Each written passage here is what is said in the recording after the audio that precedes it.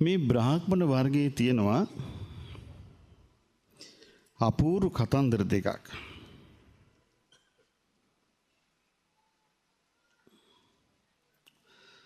මේ කතන්දර දෙකේ මම මාතෘකා කරගත්තේ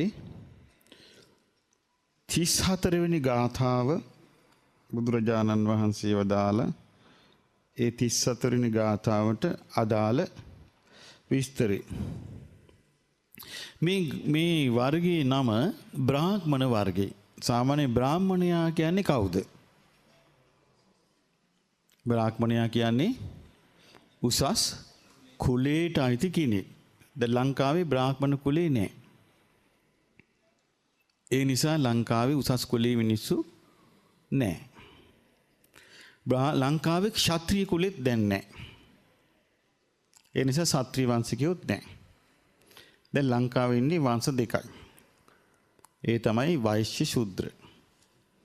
දැන් අපි ගොවිගම කියලා කියන්නේ වෛශ්‍ය. ගොවිතැන් කරමින් ඉන්න අය. එතකොට ඉන්දියාවට ගියාට පස්සේ මේ කුල දෙකම බාල්දු. මෙහිදී තමයි මේ කුලී ශ්‍රේෂ්ඨයි කියලා අපි හිතන් ඉන්නේ. ඉතින් ඒ නිසා බුදුරජාණන් මේ කිව්වේ මම කිව්වේ බුදුන්ගේ අපේ භාග්‍යතුන් වහන්සේගේ රටාව නෙමෙයි. මේ ලෝකේ බ්‍රාහ්මණයන් සම්මත කරගත්තු එක. දැන් කුල කතාව ඒ බ්‍රාහ්මණය සම්මත කරපු එකක් නේ. මේකේ බ්‍රාහ්මණ කියලා කියන්නේ ඒ කුලේ කතාවකට නෙවෙයි. මොකද බුදුරජාණන් වහන්සේ කාලේ සමාජයේ ශ්‍රේෂ්ඨම වංශිකයාට ප්‍රකාශ කරපු නාමය එහෙම නැත්නම් අභිධානය තමයි බ්‍රාහ්මණ. එතකොට බුදුරජාණන් වහන්සේ උන්වහන්සේ ලෝක සම්මත කුලයෙන් කවුද?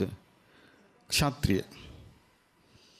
එතකොට ඒ අභිධානයක් හැටියට බුදුරජාණන් වහන්සේ මේක පාවිච්චි කළා තමන්ගේ භික්ෂු රහත් ඵලයටපත් ශ්‍රාවකයන්ට. ක්ෂීණාශ්‍රව ශ්‍රාවකයන්ට බ්‍රාහ්මණ කියලා උන්වහන්සේ කතා කළා. එම මේ රහතන් වහන්සේලාව බ්‍රාහ්මණ නාමයෙන් හඳුන්වලා වදාළ දහම් කරුණු ඇතුළත් කොටස තමයි බ්‍රාහ්මණ වර්ගය. එතකොට ඒකේ දැන් මේකෙත් ඒ ගාථාව තියෙනවා ලස්සනට. ඒකට මේකේ ජටිල තේරුම් කියලා ජටිල කියලා කියන්නේ හැඩපළුගේ තුන කොණ්ඩේ ඇති කෙනා. දැන් අපි කොණ්ඩේ පීරන්න නැතු හිටියොත් මේ කොණ්ඩේ හැඩපළු ගෙතෙනවා. ඒ කියන්නේ කොණ්ඩේ එකට එක පොඩ එකතු වෙලා එකට ඇලිලා කේස් ඊට පස්සේ ඒක ලියා ගන්න බෑ.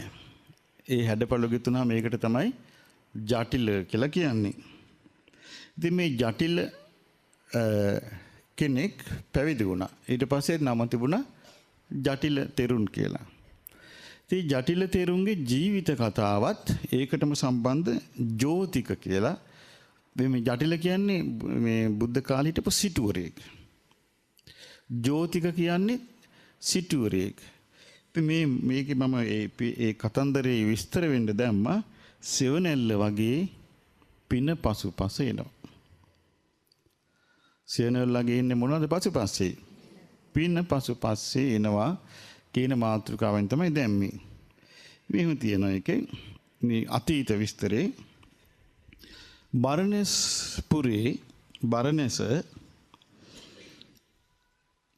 ඉස්සර ඒ කිව්වේ අපේ බුදුරජාණන් වහන්සේලාත් ඉස්සෙල්ලා කලින් බුදුරුන්ටත් ඉස්සර වෙලා විපස්සී බුදුරජාණන් වහන්සේලාත් ඉස්සර ඒ කිව්වේ පසේ බුදුවරුන්ගේ යුගයක් වෙනවා බුදු කෙනෙක් පහළ වෙන්නේ ඉස්සෙල්ලා.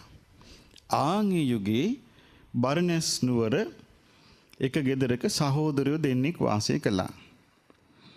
මේගොල්ලෝ වෙහෙස මහන්සි වෙලා උක් හේනක් වගා කළා. මොකද්ද වගා කළේ? උක් දඬු හේනක්. එතකොට දැන් බාලයා ඒ කිව්වේ මල්ලි දවසක් ගියා ඒ හේනට. ගිහිලා උග්ගස් දෙකක් කපා ගත්තා. ඒ හේන කටයුතු බලලා ගෙදර ගෙනියන්න. අයියටත් එකක් දෙන්න හිතාගෙන. කපාගත්තු ගමන් මොකද කළේ? ඒ කපාපු ගමන් කපාපු තැන කොන හයියෙන් ගැට ගහගත්තා මේ ලණුවකින් ගැට ගැහුවා. මොකද හේතුව? දැන් උග්ගහේ කැපුවට පැණිවක් කිරෙන්නේ නැහැ නේ. ඒ කාලේ මේකේ තියෙනවා අර කොතලින් පැන් වැක්කිරනවා වගේ කපපු ගමන් උක්පැණි වැක්කිරනවා කියලා. දැන් මිනිස්සු පිළිහිලා නිසා දැන් ඒව නැහැ. දැන් හිත උක්පැණි කියන ලීපතුරු වගේ පැණිත් නැහැ. ඉතින් ඒ උක්දඬු දෙකත් අරගෙන ඉද්දී එක්තරා පසේ බුදුරජාණන් වහන්සේ නමක් නිරෝධ සමාපත්තියට සමවැදිලා ඉඳලා බැලුවා මං අද කාටද පිහිට වෙන්න ඕනේ, කාගේ ළඟටද පිඬුසිඟා වඩින්න ඕනේ. දැක්කාම මේ පසේ බුදුරජාන් වහන්සේට මේ උක්දඬු දෙක අරන් යන තරුණයාව පෙනුණා. දැන් උන්වහන්සේට පේනවා ආකාශයෙන් ඈත කෙනෙක් වඩිනවා. කවුද අර තරුණයාට පේනවා. තරුණේ නැවතිලා බලන් හිටියා කවුද මේ කියලා. බලද්දී පසේ බුදුරජාන් වහන්සේ ඒ තරුණයාට පේන්නම ආකාශයෙන් වැඩලා ඒ තරුණයා ඉස්සරහා හිටගත්තා. හරි සන්තෝෂ වෙලා ස්වාමීනි වැඩෙන්න කියලා ඉක්මනට තමන්ගේ පොරවන් හිට උතුරු සලුව ගලවලා ඉක්මනට බිම පිරිසිදු කරලා ගහක් යට උතුරු සලුව එළුවා. ස්වාමීනි මේකේ වැඩෙන්න කිව්වා. ඊට පස්සේ අර උක්දඬු දෙකේ බැම්ම පාත්‍රයට අල්ලලා බැම්ම ලෙහුවා. එතකොට අර උක්දඬු දෙකෙන් පැණි වැක්කිරුණා පාත්‍රයට. ඊට පස්සේ ඒ පාත්‍රයට පැණි දාන ගමන් හිතුවා දැන් මං අයියට එකක් ගත්තා. දැන් අයියාගේ එකත් මම මේ පාත්‍රයට දානවා. අයියා එල්ලුවොත් මම මේකේ සල්ලි දෙනවා. දැන් මෙයා හිතනවා. අයියා සතුටුනොත් මම මේකේ පින අනුමෝදන් කරනවා. කියලා ඊට පස්සේ මෙයා කියනවා ස්වාමීනි මං අද යම් අග්‍ර වූ රසයක් ඔබ වහන්සේට පූජා කළාද? අනේ මට දෙවියන් අතරේ මිනිසුන් අතරේ සැප ලැබේවා. දැන් මෙයා හිතනවා ඒ වගේම ඔබ වහන්සේ අවබෝධ කරගත් යම් ධර්මයක් ඇද්ද? ඒකත් අවබෝධ කරගන්න ලැබේවා. එතකොට මල්ලියා පැතුවේ මොකද්ද? දෙව්මිනිස් සැප කෙලවර නිවන. දෙව්මිනිස් සැප කෙලවර නිවන පැතුවේ. ඊට පස්සේ ඒ පසේ බුදුරජාණන් වහන්සේ මෙයාට ඉසේම වේවා කියලා සිත පතලා ආකහෙම්ම වැඩියා. දැන් මෙයා බලන් ඉන්නවා කොහෙද මේ වඩින්නේ කියලා. දැන් මෙයාට පේනවා. දැන් සාමාන්‍යයෙන් ඈතට යද්දී මොකද වෙන්නේ? නොපෙනී යනවනේ. ඒ පසේ බුදුරජාණන් වහන්සේගේ 이르දි බලෙන් ඒක පේනවා. දැන් පේනවා දිගට මඩිනවා ගන්ධමාන පර්වතයට. ඊට පස්සේ පේනවා 500ක් වැඩ ඉන්න ඔය විදිහම පිරිසක්. ඊට පස්සේ පේනවා ඒ 500ටම පාත්‍රයෙන් බෙදාගෙන යනවා. උක්පැණි. හරි සතුටටපත් වෙලා දැන් මෙයා hina වෙවි යනවා ගෙදර. අව මොකෝ මල්ලන්ඩ. මොකෝ hina වෙවි කියලා. කිව්වා අයියන්ඩේ මං ගියා අපේ උක්කේන පැත්තේ. ඉතින් උක්කේනට ගියා නම් උක්දඬු දෙකක් අරන් ඉන්න එපා කිව්වා. කිව්වා අයියන්ඩි මං අරන් ආවා. පසේ බුදු කෙනෙක් මුණ ගැහුණා. මං උන්වහන්සේට ඒක පූජා කළා. අනේ මට හරි සතුටුයි අයියා මම මගේ දෑහින් දැක්කා. උන්වහන්සේ අරගෙන ගිහිල්ලා ඈත පර්වතයකට වැඩියා. එතන ඒ වගේම 500 නමක් වැඩ ඉන්නවා. උන්වහන්සේලාට මේ දාන පූජා කළා. අනේ අයියා අනුමෝදන් වෙන්න කිව්වා. එතකොට අයියන්ඩි මොකද කළේ? සාදු සාදු මල්ලියේ අනේ උන්වහන්සේ අවබෝධ කරපු ධර්මීම මටත් අවබෝධ වේවා කිව්වා. අයියා දෙව්මිනිස් පැතුවේ නැහැ. ඔන්න මල්ලි දැන් මතකද මම කියනවා පින් කළා චතුරාර්ය සත්‍ය අවබෝධයෙන් පතන්න කිය. එතකොට ඒක නිසා තමයි මල්ලියා දිගට ආවේ. ඊට පස්සේ මොකද වුනේ? දැන් මෙහෙම සැරිසරාගෙන යද්දි ඕන්න විපස්සී බුදුරජාණන් වහන්සේ පහළ වුණා. දැන් අර පුණ්‍ය අවස්ථාවේ අයියා ප්‍රාර්ථනා කළේ මොකද්ද? ධර්මය අවබෝධ කිරීම පමණයි. මල්ලියා ප්‍රාර්ථනා කළේ මොකද්ද? දෙව් මිනිස් සැප ලබා ඒ කෙලවර නිවන් පැතුවේ. ඊට පස්සේ මේ වතාවේ අයියාගේ නම ඔන්න දැන් ඒ වතාවේ ආයෙත් මේගොල්ලෝ මනුස්ස ලෝකෙ උපන්නා. විපස්සී බුදුරජාණන් වහන්සේගේ කාලේ. ඒ මනුස්ස ලෝකෙ උපන්නට පස්සේ ඒ කාලේ මිනිස්සුන්ගේ වයස අවුරුදු 80000ක්. ඒ මනුස්ස ලෝකෙ උපන්නට පස්සේ ඒ අයියන්ඩිගේ නම සේන. අයියගේ නම මොකද්ද? සේන. මල්ලිගේ නම අපරාජිත. ඉතින් දවසක් දැන් ආරංචි නම් මේ බුදු කෙනෙක් පහළලා කියලා අයියට. අයියා ගියා බණ අහන්න. දැන් බුදුරජාන් වහන්සේ බලනවා මෙයාගේ හිතේ මේ පුණ්‍ය බීජය කුසල් බීජය පැලවෙච්ච අවස්ථාවක් තිබේද? ඒක තමයි ගන්න තියෙන්නේ මතකොල්ලා බුදුවරු. දැන් මේ වගේ අපි මේ අනේක අහක යන්නේ නැහැ. හැබැයි හරියට රැකගෙන යන්න ඕනේ. හිත රැකගෙන යන්න ඕනේ අකුසලයක් උපද්දවල බාධාවක් කරගන්නේ නැතුව. එතකොට ඉතින් මෙහෙම බුදුරජාණන් වහන්සේ අයියා දිහා බැලුවා. මේ ආපු එක්කෙනා. බැලුවාම පසේ බුදුරජාණන් වහන්සේ නමකට උප්පැණි පූජා කරපු එකක් අනුමෝදන් වෙලා චතුරාර්ය සත්‍ය අවබෝධය පතපු කෙනෙක්. ඒ කුසල බීජයේ භාග්‍යවතුන් වහන්සේ විපස්සී බුදුරජාණන් වහන්සේ දැක්කා. දැකලා සසරෙහි බිහිසුණු බව ඉස්මතු වෙන ධර්මයක් දේශනා කළා. ඒ දේශනා කළේ කවුද? විපස්සී බුදුරජාණන් වහන්සේ දේශනා කරපු ගමන් අරයාගේ කුසල් බීජය තියෙනවනේ. ඒ කුසල් බීජය වැඩෙන්න ගත්තා. අර ගිහි ජීවිතේ තියෙන ඇල්ම නැතුව ගියා. ඒ විපස්සී බුදුරජාණන් වහන්සේට වන්දනා කළා කිව්වා අනේ ස්වාමීනි මට පැවිද්ද ලබා දෙන්න මට නම් මේ සංසාරේ ඉන්න ඕන නෑ කිව්වා. ඉතින් විපස්සී බුදුරජාණන් වහන්සේ ඇහුවා පින්වත පැවිදි වෙන්න නම් අවසරයක් ගන්න ඕනි. වගකිය යුතු කවුරුවත් ගෙදර ඉන්නවාද? එහෙමයි ස්වාමීනි මල්ලි ඉන්නවා කිව්වා. එහෙනම් මල්ලිට කියන්න කිව්වා මේක. දැන් ඔන්න මල්ලි ළඟට ගියා මෙයා. දැන් මල්ලි සංසාරේ පින කරපු එක්කෙනෙක්. හැබැයි මල්ලි පැතිය කොහමද? ඒ විදිහටයි සංස්කාරي හැදිලා තියෙන්නේ. ඊට පස්සේ මල්ලිට කිව්වා මල්ලි මගේ මේ දීපල වස්තු කෝ මං ඔයාට දෙනවා. මට එක දෙයකට අවසර දෙන්න කිව්වා. මොකද්ද කියලා ඇහුවා. මම පැවිදි වෙන්න යනවා කිව්වා. එතකොට මල්ලි අඬන්න ගත්තා අනේ අයියන්ඩි මේ මොකද එකපාරට මැරුණා වගේ මේ තීරණය ගත්තේ. මං කොහොමද අයියන්ඩි නැතුව ඉන්නේ මට අම්මටයි තාත්තටයි දෙන්නාටම හිටියේ. ඔයා තමයි කිව්වා. එතකොට නෑ මල්ලි එහෙම කියන්න එපා. මම භාග්‍යතුන් වහන්සේගේ ධර්මය ඇහුවා. මට නම් ගිහි ගෙදරේ පාවුණා කිව්වා. මම යනවා විමුක්තිය හොයාගෙන කිව්වා. ඊට පස්සේ ඔන්න සේන කියන අයියා විපස්සී බුදුරජාණන් වහන්සේ ළඟට ගිහිල්ලා පැවිදි වුණා. සුළු කාලයයි උතුම් රහත් ඵලයට පත් වුණා. දැක්ක දරපින උදව් කරපු හැටි. හරි විදියට කරපු පින උදව් කළා. මාන්නකින් කළා නෙමෙයි. තමන්ව හුවා දක්ක ගන්න කළා නෙමෙයි. අවබෝධයෙන් කළා. දැන් මල්ලි කියනවා අයියට අයියේ ඔයා නම් දැන් මේ සංසාරයෙන් නිදහස් වුණා. මට පැවිදි වෙන්න විදියක් නැහැ නෝවේ. හිර වෙලා යා දැන්. එයා පතපු දෙයට හිර වෙලා. එයා ප්‍රාර්ථනා කළේ මොකද්ද? ලස්සන දෙවියන් අතර මිනිසුන් අතර සැපසේ වාසය කරන්න හිර වෙලා. අයියේ දැන් මේ මං යුතුයකම් ඉෂ්ට කරන්න ඕනේ.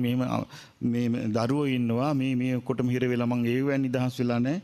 මට කරන්න දෙයක් නැහැ. මම මේ ගිහි ගෙදරින් දෙද්දි මම මොකද්ද දැන් මේ වෙනුවෙන් කරන්නේ කියලා අයියාගෙන් ඇහුවා. එතකොට දැන් අයියා රහතන් වහන්සේ. අයියාට ප්‍රතිඵල ලැබුණා. දැන් මේ විපස්සී බුදුරජාන් වහන්සේ කාලේ ආරයා කියනවා. එතකොට අයියා කියනවා සාදු සාදු මල්ලියේ පින් කරන්න හිතෙන එක බොහෝම හොඳ අදහසක්. ඔයා ඔය ගිහි ගෙදර කටයුතු කරන ගමන් එහෙනම් හොඳට පින් කරගන්න අපගේ ශාස්ත්‍රඥ වහන්සේට විපස්සී භාග්‍යවතුන් වහන්සේට ඔයා සුගන්ධ කුටියක් එහෙනම් හදන්න කිව්වා. විපස්සී බුදුරජාණන් වහන්සේට සුගන්ධ කුටියක් හදන්න කියලා මල්ලිට කිව්වා. දැන් මල්ලිට හරි සන්තෝෂයි. මල්ලි ගිහිල්ලා වනාන්තරයට ගිහලා සඳුන් ගස් කපාගෙන ආවා. ඇවිල්ලා සඳුන් කණුවක රත්තරනින් කැටයම් කරනවා. ඊළඟ සඳුන් කණුවේ රිදියෙන් කැටයම් කරනවා. ඊළඟ සඳුන් කණුවේ මණික් කැටයම් කළා. ඊළඟ සඳුන් කණුවේ සත්රුවන් කැටයම් කළා. මේ වගේ කරන කාලේ දැන් මෙයා මේ දැන් මෙයාගේ නම මොකද්ද මල්ලිගේ නම? අයියා සේන අපරාජිත. දැන් මෙයා දැන් ගිහි ගෙදර දැන් මෙයා ටික වයසයි දැන්. මෙයා දැන් දූලත් බන්දලා දීලා. බෑනාගේ නමත් අපරාජිත.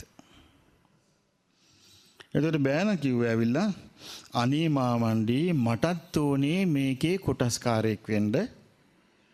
මාත් මේකට උදව් කරන්නද කියලා බෑනා ඇහුවා. එතකොට අර කිව්වා හාපෝ පුතේ මං ඒක නම් කරන්න දෙන්නේ නෑ. මම මේක මං තනියම කරනවා කිව්වා. ඊට පස්සේ කිව්වා එහෙමනම් පුතේ උඹ තවත් මොකක් හරි පූජාවක් කරගනින් කිව්වා. ඊට පස්සේ එයා මොකද කළේ? බෑනා මේ විපස්සී බුදුරජාණන් වහන්සේගේ සුගන්ධ කුටිය ඉස්සරහා අලංකාර ශාලාවක් කෙරෙව්වා. ඒ ශාලාවේ බුදුරජාණන් වහන්සේ වාඩි වෙන ආසනේ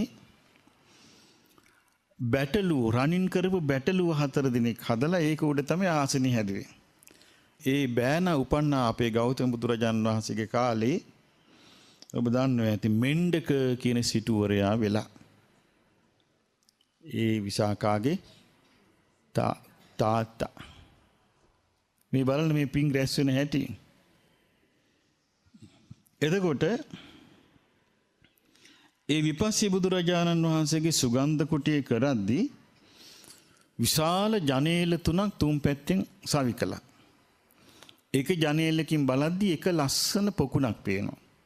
ඊළඟ ජනේලෙන් බලද්දිත් පොකුණක් පේනවා. අනිත් පැත්තේ ජනේලෙන් බලද්දිත් පොකුණක් පේනවා. නැගෙනහිර පැත්තෙන් දොරටුව. එහෙම තමයි මේක හදලා තියෙන්නේ. ඊට පස්සේ කිව්වා අයියට ගිහිල්ලා කිව්වා ස්වාමීනි මම දැන් ඔන්න සුගන්ධ කුටිය හැදුවා. අපි භාග්‍යතුන් වහන්සේට ගිහිල්ලා ආරාධනා කරලා වඩම්ම ගම්මු කිව්වා. ඉතින් විපස්සී බුදුරජාණන් වහන්සේ කුටියට ඇතුළු වෙන්න භාග්‍යතුන් වහන්සේ දොර ඇරියා. ඇතුළු වෙන්නේ ඊට පස්සේ මේ ගෘහපතිය වැඳගෙන කිව්වා අනේ ස්වාමීනි භාග්‍යතුන් වහන්සේ මා කෙරෙහි අනුකම්පාවෙන් මේ කුටියට වඩිනසේක්වා කිව්වා. වඩින්නේ දෙවෙනි වතාවෙත් වඩිනසේක්වා කිව්වා. වඩින්නේ තුන්වෙනි වතාවෙත් කිව්වා. වඩින්නේ ඊට පස්සේ අර රහතන් වහන්සේ ඉන්නවනේ අයියා කියනවා මල්ලි භාග්‍යතුන් වහන්සේ වඩිනේදී කාරණා ඔයා දන්නවාද කියලා. අනේ නෑ ස්වාමීනි කිව්වා. ඔයා මහා වටිනා මුතුමැණික් අතුරු දානවා ඔය පොළොවේ. ඒකයි වඩින්නේ නැති කිව්වා. ඊට පස්සේ කිව්වා මෙයා වැඳගෙන අනේ ස්වාමීනි කාත් කවුරුවත් නැති වනයේ ගස් සෙවණක වැඩ සිටින්නේ යම් අයුරින්ද ඒ අයුරින් ඔය කුටියේ වැඩ සිටින සීක්වා කිව්වා. ඊට පස්සේ ගඟෙන් ඈතර වීමට යොදා ගන්න පහුරක් සෙයින් ඔය කුටියේ වැඩ සිටින සීක්වා කිව්වා. එතකොට ඒ විපස්සී බුදුරජාන් වහන්සේ කියනවා අර මල්ලියාට අපරාජිතට ගෘහපතිය දැන් මිනිස්සු වෙනවා තථාගතයන්ව දකින්න වන්දනා කරන්නේ. මේ මිනිස්සු ඇවිල්ලා උතන වාඩි වුණාට පස්සේ ඔය මිනිස්සු බණත් අහයි නමුත් හිත වැඩ කරන්නේ අතුරාපු මැණික් ගැන. යන ගමන් හිමීට මැණිකක් දෙකක් ඒ මිනිස්සු ධර්මය අල්ලපු නැති එක්කෙනා මැණික ඇල්ලුවොත් ඒ මිනිස්සු එහෙම අරන් ගියොත් එතකොට ඔබට ඒ ගැන හිතේ අමනාපයක් හටගත්තොත් ඒක ඔබට හිතසුව පිණිස පවතින්නේ නැහැ. ඒතකොට නෑ ස්වාමීනි මං මේ මුතුමැණික් ටික රකින්නම්. භාග්‍යතුන් වහන්සේ සුවසේ වැඩ සිටිනසේක්වා කිව්වා. කියලා අපරාජිත මොකද කළේ? ඒ සුගන්ධ කුටියේ මුරකාරයන් දැම්මා. දාලා නගරේ පුරා අඬබෙර ගැහුවා. ඕනම කෙනෙකුට අන්න මම පූජා කරපු සුගන්ධ කුටියේ විපස්සී භාග්‍යවතුන් වහන්සේ වැඩ සිටිනවා. ඒකේ මේ අපරාජිත සිටුවරයා මැණික් අතුරලා තියෙනවා. ඕනම කෙනෙකුට ගිහින් භාග්‍යවතුන් වහන්සේගෙන් ධර්මය අහලා තමන්ගේ අතට ගන්න ප්‍රමාණය මැණික් අරගෙන යන්න පුළුවන්. දිලිදු අයට සල්ලි තියෙන ඇට එක මැණිකක් අරගෙන යන්න පුළුවන් කියලා. ඔන්න සතියෙන් මැණික් ඉවර වුණා. ඊට පස්සේ ආයෙමත් දැම්මා මැණික්. ආයෙත් ඉවරුණා. ඔය අතරේ මේ සිටුවරයා මොකද කළේ? යාගාව තිබුණ පුහුල් ගෙඩියක් තරමේ විශාල මැණිකක්. විශාල පද්මරාග මාණික්කයක් තිබ්බ පුහුල් ගෙඩියක් තරම්. මේ මැණික බුදුරජාණන් වහන්සේ වැඩ සිටින ආසනයේ ඉදිරියෙන් පහලින් තිබ්බා. මේ මැණිකට බුදුරජාණන් වහන්සේගේ රශ්මිය වදිනවා. දැන් ඔබ වාඩි වුණොත් මැණිකක් එක්ක ඔබේ රශ්මිය මැණිකට වදිනවද? මැණිකේ රශ්මිය ඔබට වදිනවද? මැණිකේ රශ්මිය ඔබට වදිනවා. මේ කිවුනේ අනිත් පැත්ත. මොකද්ද උනේ? බුදුරජුන්ගේ රශ්මිය මැණිකට වැදිලා දිලිසන්න ගත්තා. එතකොට මේක ආරංචි වුණා බොලේ මෙහෙම මැණිකක් තියෙනවයි. මේක ගන්න විදියක් නැහැ නේ කියලා. ඒ අනිත් මැණික් ඔක්කොම මිනිස්සු අරන් යනවා. එතකොට මේ මිසදුට බමුණෙක් දවසක් ලොකු රෙද්දක් පොරෝගෙන ගියා. ඊළ වන්දනා කළා මැණික වැහෙන්න. රෙද්ද දමාලා. නැගිටිනකොට මැණිකත් උතාගෙන නැගිට්ටා. ඊට පස්සේ මේ දැන් අර මැණික වැහෙන්න රෙද්ද දමාලා මේ වන්දනා කරනකොටම අපරාජිත සිටුවරයා දැනගත්තා ගුණා හැරුණේ පොල් පැලේට කියලා. එයා හිතන්න ගත්ත හිතෙන් අනේ මේ මැණික නම් ගන්න එපා මේක ගන්න එපා මේක ගන්න එපා කියලා හිතන්න ගත්තා. ටිකක් වෙලා යනකොට මේ මැණික නැහැ. ඉතින් මෙයා ගිහින් බුදුරජාණන් වහන්සේට වන්දනා කරලා කියනවා ස්වාමීනි භාග්‍යවතුන් වහන්සේ මං 3 වතාවක් මැණික් ඇතුරුවා. මිනිස්සු අරන් ගියා. මං හරි සතුටුුණා. මේ වතාවේ අර මිත්‍යා දෘෂ්ටික බමුණෙක් ඇවිල්ලා භාග්‍යවතුන් වහන්සේට වන්දනා කරන මුවාවින් රෙද්ද දමාලා ඒ මැණික වැහෙන්න මැණිකත් ඇන්න ගියා. හැබැයි මට නම් ඒකට නම් දුකක් ආවා. මම ප්‍රාර්ථනා කළා මේක නම් ගන්න එපා කිය ඒක ගත්තා කිව්වා. එතකොට ඒ විපස්සී බුදුරජාණන් වහන්සේ අහනවා ගෘහපතිය තමා සන්තක දෙයක් අනුන් ගැනීමේ වළක්වන ක්‍රමයක් ඔබ දන්නේ නැද්ද කියලා ඇහුවා. එතකොට මෙයා කල්පනා කළා තමන් සන්තක දෙයක් අනුන් ගන්නවා නම් ඒක වළක්වන්නේ කොහොමද කියලා. හරි ස්වාමීනි කියලා ස්වාමීනි අද පටන් මා සන්තක නූල් පොඩක දෙයක්වත් සිය ගණන් රජුන්ටවත් සොරුන්ටවත් ගන්නට නොලැබේවා. මාගේ වස්තුව ගින්නෙන් ජලයෙන් නැති නොවේවා කියලා මේ පින් බලෙන් මේ මා සන්තක නූල් පොඩක දෙයක් කිසි සියක් රජුන්ටවත් සියක් සේනාවටවත් ගන්න බැරි වේවා කියලා අර විපස්සී බුදුරජාන් වහන්සේ ළඟ වන්දනා කළ ප්‍රාර්ථනා කළා. එතකොට බුදුරජාණන් වහන්සේත් එය එසේම වේවා කියලා සිත පැතුවා. හරි පුදුමයි නේද? එතකොට ඊට පස්සේ මෙයා ඔන්න දෙවියන් අතරේ උපන්නා. මැරිලා මරණයටපත් වෙලා දෙවියන් අතරේ ඉපදිලා ගෞතම බුදුරජාණන් වහන්සේගේ කාලේ ඒ කිව්වේ කොයි බුදුරජාණන් වහන්සේද? අපි සරණ ගිය අපගේ ශාස්ත්‍රුන් වහන්සේගේ කාලේ. උන්වහන්සේ අපේ ශාස්ත්‍රුන් වහන්සේ ජීවමාන වැඩ සිටින සමයේ අර දෙව්ලොවෙන් චුත වෙලා රජගහනුවර උපන්නා. සිටු කුලයක. ඒ සිටු පවුලේ මේ පුත්‍රයා උපන්න දවසේ ඒ හැම පලාතෙම තිබිච්ච ආභරණ දිලිසුණා. කාඩු කිනිසිත් දිලිසුණා. ඉතින් සිටුවරයා උපස්ථානෙට ගිහිල්ලා රජුරවන්ට කියනවා බිම්බිසාර රජුරවන්ට දේවයන් වහන්සේ අද මාගේ නිවසේ ඔබ වහන්සේගේ දාසයෙක් උපන්නා. ඔහුගේ පුණ්‍ය තේජස නිසා තමයි අද හැමතැනම මේ ආභරණ දිලිසුනේ. එතකොට සිරිතුමා මේ රජුරු අහනවා සිරිතුමනි ඔය කුළු පැංචා අනාගතයේ සූරික්වත් වෙයිද කියලා ඇහුවා. එතකොට කියනවා නෑ ස්වාමීනි දේවයන් වහන්සේ මේ කුළු පැංචා හැම කෙනෙක් නෙමේ මහා පින්වන්ත දරු පැටියෙක් කිව්වා. එහෙනම් හොදින් හදා වඩා ගන්න ওই දරුවාව මගේ ගානේ මාත් හැමදාම එහෙනම් කහවණු 1000 ගානේ දෙන්නම් කිව්වා රන් කහවණු. බලන්න හිත පහළ වෙච්ච ඇටි පින් කරන එක්කෙනාට පෙර පින් කරපු එක්කෙනාට උදව් ලැබෙන්නේ අර පණිවිඩේ කිව්වා විතර රජුරවන්ට හිත පහළ වුණා මොකද්ද? රන් කහවණු 1000 ගානේ දිනපතා යවන්න අර පොඩි දරුවට. ඉතින් මේ දරුවා ඉපදෙච්ච දවසේ නගරෙම බැබලිච්ච නිසා මේ දරුවාට නම තිබ්බා ජෝතික කියලා. ජෝති කියන්නේ බබලනවා කියන එක. එතකොට ජෝතික කියන්නේ බබලීම ඇති කරන්නා කියන අර්ථය. ඉතින් මෙයා හොඳට තරුණයෙක් බවට පත් වුණා. දැන් මෙයාට ආස හිතුණා තමන්ට කියලා නිවසක් හදාගන්න. නිවසක් හදාගන්න ආසිතිලා රජගහ නුවරින් ඉඩමක් බැලුවා. බලලෝනේ ඉඩම බැලුවා. බලලා බිම සුද්ධ කළා. මෙන්න සුද්ධ කරාම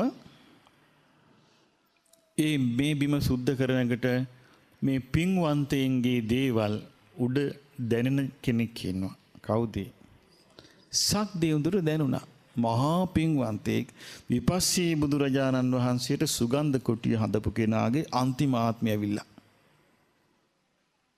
මේ අන්තිම ආත්මේ දෙව් මිනිස් කෙලවර දැන් ඇවිල්ලා. කෙලවරට ඇවිල්ලා. මේ එතකොට විපස්සී බුදුරජාණන් වහන්සේගේ කාලේ නෙමෙයි ඊට කලින් පසේ බුදු කෙනෙකුගේ කාලේ තමයි ප්‍රාර්ථනා කළේ. විපස්සී බුදුරජාණන් වහන්සේගේ කාලේ තමයි සුගන්ධ කුටිය හැදුවේ. අපේ ගෞතම බුදුරජාණන් වහන්සේගේ ශාසනය කල්ප 100ක් ගෙවිලා ගියා. චතුරාර්ය සත්‍ය අවබෝධයට එනකොට දැක්කද? එතකොට සක්දිවිඳු බැලුවා මේ ආත්මේ මෙයා නිවන් අවබෝධ කරන මේ ආත්මේ මේ පුණ්‍ය විපාකي අවසන් වෙනවා කියලා මොකද කළේ? සක්දිව් දැන් ඔන්න බාස් කෙනෙක් කියනවා. අලුත් බාස් කෙනෙක්.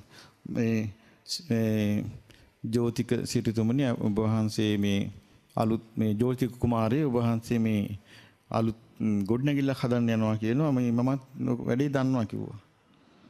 ඉතින් එනකො පින්වත එහෙනම් මේකට මට උදව් කරන්න. මේ බාස් ෆේසින් ආවේ කවුද? සක්දිවිඳු. ඇවිල්ලා වැඩ කරගෙන හිටිය මිනිස්සුන් අයින් කළා. අයින් කළා තෝරාගත්ත භූමිය දෙස බැලුවා. ඒ බලපු සැනින් භූමිය සමතලා වෙලා ගියා. ඊට පස්සේ සක්දිවිඳු අදිෂ්ඨාන කළා සප්ත රත්නයෙන් තනු සත්මහල් ප්‍රාසාදයක් මැවේවා කියලා. සත්මහල් ප්‍රාසාදයක් මැවුණා. ඒ සත්මහල් ප්‍රාසාදේ වටකොට සත්‍රුවන් ප්‍රාසාද 7ක් මැවේවා කියලා. දැන් මහා ප්‍රාසාදේ වට කරගෙන සත්‍රුවන් ප්‍රාසාද 7ක් පැවුණා. ඊට පස්සේ අධිෂ්ඨාන කළා ඒ ප්‍රාකාරයේ කෙලවර සියලු දී ලබාගත හැකි කප්රුකක් මැවේවා කියලා. දැන් කල්පවෘක්ෂයක් මැවුණා සියලු දේ ලැබෙන. ඒ ප්‍රාසාද සිවකුණේ රන්ටිදී මුතුමැණික් පුර වූ මහා නිදාන කල 4ක් මතුවේවා කියලා. දැන් හතර පැත්තේ නිදන් කල 4කුත් මතුවෙලා. ඊට පස්සේ ප්‍රාසාදේ සිවකුණේ තල් කඳම් ප්‍රමාණී විශාල රන්වන් උග්ගස් පහළ වුණා. දැන් බලන්න එක එකව කැරි කැරි කියන හැටි. ඒවායේ පත්‍ර රිදීන් දිලිසුණා. කඳ රණින් දිලිසුණා. ඊළඟට මහා දොරටු 7 යක්කු 7 දිනක් මුරු කළා. පළමු දොරටු යමකෝලී කියන යක්ෂයා පිරිවර යකුන් 1000ක් සමග මුරු කළා. දෙවෙනි දොරටු උප්පල කියන යක්ෂයා පිරිවර යකුන් 2000ක් සමග මුරු කළා. තුන්වෙනි දොරටු වජ්‍ර කියන යක්ෂයා පිරිවර සේනාව 3000ක් සමග මුරු කළා. සිව්වෙනි දොරටුව කාසකන්ද කියන යක්ෂයා සිවන දොරටු වජ්‍ර බාහු කියන යක්ෂයා 4000ක් යක්ෂ සේනාව සමග මුරු කළා. පස්වෙනි දොරටුව කසකන්ද කියන යක්ෂයා 5000ක් සේනාව සමග මුරු කළා. 6 වෙනි දොරටුව කටත්ථ කියන යක්ෂයා 6000ක් සේනාව සමග මුරකලා. 7 වෙනි දොරටුව දිසාමුඛ කියන යක්ෂයා 7000ක සේනාව සමග මොනතරම් සේනාවක් තියලාද මේ ගාඩ් එකට. ඊට පස්සේ හවුන හාහෝ ගාලා කසකුසු ගියා. මොකද්ද කියපේ කසකුසු? අන්න ජෝතික කුමාරයාට සත්‍රුවණින් කර සත්මහල් ප්‍රාසාදයක් පිරිවර ප්‍රාසාද සහිතව පහළ වෙලා බිම්බිසාර රජුන්ට ආරංචි වුණා. දැන් බිම්බිසාර රජු කියන්නේ මේ වෙද්දි පුතඥ නෑ. බිම්බිසාර රජු සෝවාන් වෙච්ච කෙනෙක්. බිම්බිසාර රජු ආරංචි වෙච්ච සැනින් මේ ජෝතිකට සිටු තනතුරු ප්‍රදාන කළා. දැක්ක දීර්සියාව නැති රජා. වෙන රජෙන් නම් කේස් එකක් දාලා ආණ්ඩුවට ගන්නවා. එතකොට ඒ ජෝතික සිටානන්ගේ සංසාරේ පෙරුම් පිරු බිරිඳ හිටියේ මේ වෙද්දි උතුරු කුරු දිවයිනේ. ඒකේ වෛශ්‍රවණ දෙවියන්ගේ රාජධානිය හිටියේ. දෙවිවරු මොකද කළේ? යාව එක්කන් ඇවිල්ලා සිරියන් ගබඩාවේ තිබ්බා. ඒ දෙවියෙද්දි සහල් නැලියකුයි ගිනි ගල් තුනකුයි ගෙනාවා. එතකොට ඒ ඇල්හාල් තමයි එතුමිය ඉන්නකම පිසුවේ. ඒ ගල් 100ක ඇල්හාල් උනත් ඇල්හාල් බත් උනත් අර හාල් නැලිය ලැබෙනවා. ඒ හාල් නැලිය හොදලා භාජනයට දාලා අර ගිනි ගල් තුනට තියන්න තියෙන්නේ. එතකොට මේ ඒ ගිනි ගල රත් වෙනවා. රත් වෙලා බත හොඳට බත ඉදුණාම අර ගිනි ගල් තුන ඔට්ටෝ නිවිල යනවා. බලන්න ඒ කාලේ පිම්බලෙන්. එතකොට සූප ව්‍යංජන හදලා තියෙනෙත් ඒ විදිහට මේ මාලිගයට එළිය වැටලා තියෙන්නේ මැණික් වලින්. ඉතින් මේ අద్భుත මාලිගාව ගැන ප්‍රසිද්ධ වෙලා මහා ජනයා මේ වන්දනා ගමන් යන්නේ නැහැ. දැන් මේ කරත්තවල නැගලා ගැල්වල නැගලා පොලිමේ ජනගඟ ගලනවා මොකේදද මේ? මාලිගාව බලන්න, සිටු මාලිගාව බලන්න. එතකොට මොකද එතකොට අර දේවින්නාංශේ අර උතුරු කුරු දිවයිනෙන් ගෙනාපු අර ගිනිගල් තුන උඩ භාජනයේ හැමතිස්සෙම තියලා තියෙන්නේ. එනේන අයට ඇල්හාලේ බතුයි වෑංජනයි දෙනවා කන්න. දීලා කියනවා ආන් අර කල්පරුක්ෂය ළඟට යන්න ඕගොල්ලෝ කැමති තරම් ඇඳුම් ඒකින් ගන්න කියනවා. අර මුට්ටි ළඟට ගිහිල්ලා ඕගොල්ලෝ කැමති තරම් මුතුමැණික් ගන්න. මේ ඇත්ත දේවල් මේ. අද අපිට මේක සුරංගනා කතාවක් වගේ නේද? ඇයි හේතුව? දැන් කරකුට්ටන් වෙලා මුකුත් නැහැ. දැන් ඉතුරු වෙලා තියෙන්නේ උඩඟුකම විතරයි. ඒක නැති කරගන්න එක ලේසි එකක් නෙමෙයිනේ. එතකොට බිම්බිසාර රජුරවන්ටත් ආස හිතුණා මේ ජෝතික සිටු මාලිගයට යන්න. රජතුමා දැනුම් දුන්නා. ඉතින් සිටුවරයා කටයුතු සූදානම් කළා. ඔන්න සිටුවරයා ඇතුළින්ද රජතුමා ආවසේනාවත් එක්ක. රජතුමා දොරටුවෙන් බැස්සාම දොරටුවේ හිටියේ රොඩු එකතු කරන දාසි. දාසි දුවගෙන ගිහිල්ලා රජුරවන්ට අතට දුන්නා. රජුරු බය වුණා අපේ දෙවිනාංශي වැඩලා කියලා. ඒ කවුද හිටියේ? දාසි. ඊට පස්සේ අනිත් දාසියෝ පිළිවිලින් ආවා ඒ දොරටු වලින්. රජුරුත් ආයෙනම් මේ ඔක්කොම අන්තපුර කාන්තාවන් කියලා. ඔක්කොම අන්තපුර කාන්තාවන් නෙවෙයි. ඒ කවුද? දාසියෝ. එච්චර ලස්සනයිලු. සිරිතුමා ඉක්මනට ඇවිල්ලා රජුරුවන් පිළිගත්ත. යන් මහ රජුරුවනේ කියලා එක්කගෙන ශාලාවට ආවහම ශාලාව පේන්නේ වීදුරු වගේ. වාඩි වෙච්ච ඇවිදින ශාලාව පොලිස් කරපු පලිඟු ගල්. මෙහෙම බැලුවම පේන්නේ අගාධයක් ඇතුලේ. රජුරුව කල්පනා කළා මේක මාව අල්ලන්ට ප්‍රපාතයක්වත් කනලාද කියලා. එතකොටම රජු මේ සිටුතුමා කියනවා නෑ නෑ දේවයන් වහන්සේ මෙහි කිසි ප්‍රපාතයක් නෑ, මේ තියෙන්නේ පලිඟු අතුරලා තියෙන්නේ මේ උඩින් වඩින සේක්වා කියලා. ඉතින් අජාසත් කුමාරයාත් අර රජුරුවන්ගේ ඇඟිල්ල එලිලා දැන් යනවා මේ පිටිපස්සෙන්. එතකොට මේ අජාසත් හිතන පුංචි කාලේ අන්න අසත්පුරුෂ. හිතන අයියෝ අපේ පියා කොච්චර මොඩේද. සාමාන්‍ය ගිහියෙක් සත්‍රුවන් ප්‍රාසාදයක වාසය කරනවා. අපි මේ ලීයෙන් කරපු දර මාලිගයක අපි ඉන්නවා දරින් කරපු. ඒ කියන්නේ එහෙනම් මේ මාලිගාව කරලා තියෙන්නේ ලී දර මාලිගයක අපි ඉන්නවා. හොඳයිකෝ මං රජ වෙන දවසක් එනවා නෝවේ. මේ අජාසත් කුමාරයා හිතනවා. මං එදාට ගන්නම් මේක කියලා. එදාට මම මේකට මේකේ වාසය කරන්න ඉඩ තියන්නේ නැහැ කීකේ හිත යා යනවා. ඉතින් රජුරවන්ට දැන් මහන්සි. රජුරව අහනවා සිටුවරේ උදේට ආහාරමක්වත් ගමුද කියලා. එහෙමයි දේවයන් වහන්සේ ආහාර සූදානම් කියන කියලා රජුරු වාඩි වෙන මණික් මණ්ඩපයට එක්කන් ගියා. එක්කන් ගිහලා එදා රජුරවන්ට අත හොදන්න දුන්නාට පස්සේ දියාරුවට හදලා තිබ්බා කිරිබතක්. දියාරුවට කියන්නේ අර කැඳත් නොවුණු බතත් නොවුණු. රජුරු මේක දැකලා හිතුවා මේ උදේ කෑම කියලා. රජුරු වැඩිපුර කන්න පටන් ගත්තා. ඊට පස්සේ කො නෑ රජතුමනි මේ උදේ කෑම නෙමෙයි මේ කන්න ඉස්සලා අපි මේ තියෙන සූප් එක ඒක මේකක්. ඊට පස්සේ කො නෑ මේ කෑම නෙමෙයි කිව්වා. ඊට පස්සේ තව මොහොතකින් තව ස්ත්‍රියක් ආව රන්තලිය කරන්. ඒකේ කෑම රජුරවන්ට දුන්නා. දැන් රජුරුව මේක හොඳට දීලා හොඳට කනවා දැන්. එතකොට සිටුවරයා බය වුණා. බය වෙලකෝ දේවයන් වහන්සේ ඔය ඇති. ඔయిత වැඩි වෙලඳු දිර්ව ගන්න බැරි වෙයි කිව්වා. ඇයි සිටුවරේ මේ තමුන්ගේ බත විශේෂයක්ද? නෑ දේවයන් වහන්සේ ඔබ වහන්සේටත් බලකායටත් ඔක්කොටම මේ ආහාරමයි හදලා තියෙන්නේ.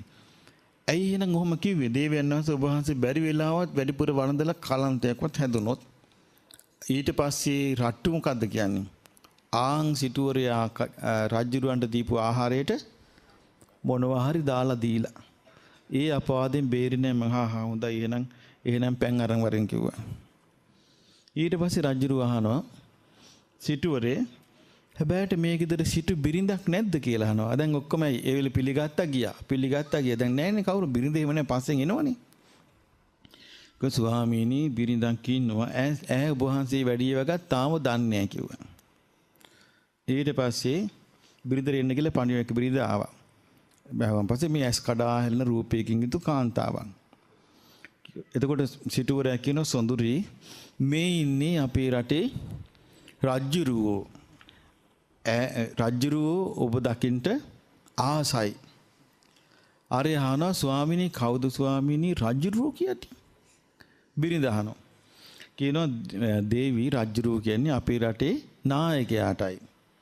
උන්වහන්සේගේ යටතේ තමයි අපි ඉන්නේ. එතකොට දේවිය කියන අපේ අප්පෝ ඇයි අපිට එහෙම වුනේ? අපේ පිනේ අඩුවක් වුණාද? අපිට ඉහලින් කවුද නායකයෙක් ඉන්නේ? අපි බින් කරලා නොවේ මේ සම්පත් ලැබුණේ. අපේ ශ්‍රද්ධාවේ අඩුවක්වත් වුණාද? දැන් මොකද්ද අපි කරන්නේ ස්වාමීනි කියලා ඇහුවා රජුරෝ ඉස්සරහම. රජුරෝ කිව්වා බිරිඳ දේවිය සොඳුරිය එහෙනම් ඔයා මේ චාමරෙන් අපේ රජුරවන්ට පවන් සලන්න කිව්වා. දේවිය රජුරවන්ට පවන් සලන්න රජුරවන්ගේ අර ඇඟේ සලු වලින් දාඩිය ගන්ධසාරය ආවා. ආවා පස්සේ දෙවිය අර ඒ දාඩිය හුළඟට අර දේවින්නාංශගේ ඇස් වලට සැරක් ආවා. ඇවිල්ලා කඳුළුවක් කෙරුණා. රජුරු හිතුවා මේ කඳුළුවක් කෙරුණේ මේ රජුරු මේ මාලිගාව රාජසන්තක කරා කියලා බය වෙලා වෙන්නේ නැති. රජුරෝ කියනවා සිටුවරේ ස්ත්‍රීන් කියන්නේ ඉතින් අල්ප බුද්ධිය ඇති අය නොවේ. ඒ හඩන්නේ මේ සම්පත් මං ආණ්ඩුව සතු කරගනි කියලා වෙන්නේ නැති. ඈට කියනවා නුඹ බය වෙන්න එපා මම මේවා ගන්නෙ නෑ. රජුරෝ එතකොට සිටුවරයා කියනවා නෑ ස්වාමිනිය හඩන්නේ ඒකට නෙමෙයි. තමුන්නාංශයේ සාලිවෙන් සැර ගඳක් එනවා. ඒකේ හුලං ඇහැට වැදිලා. ස්වාමීනි මෑ සාමාන්‍ය පහන් එලියක්වත් දැකලා නැහැ. ගින්දරක් දැකලා නැහැ. මැණික් එලියෙන් කෑම කන්නේ. මැණික් වලින් ආහාර පිසින්නේ. ඒ නිසා තමයි මේ ආයිකන එහෙමනම් හරි කියනවා.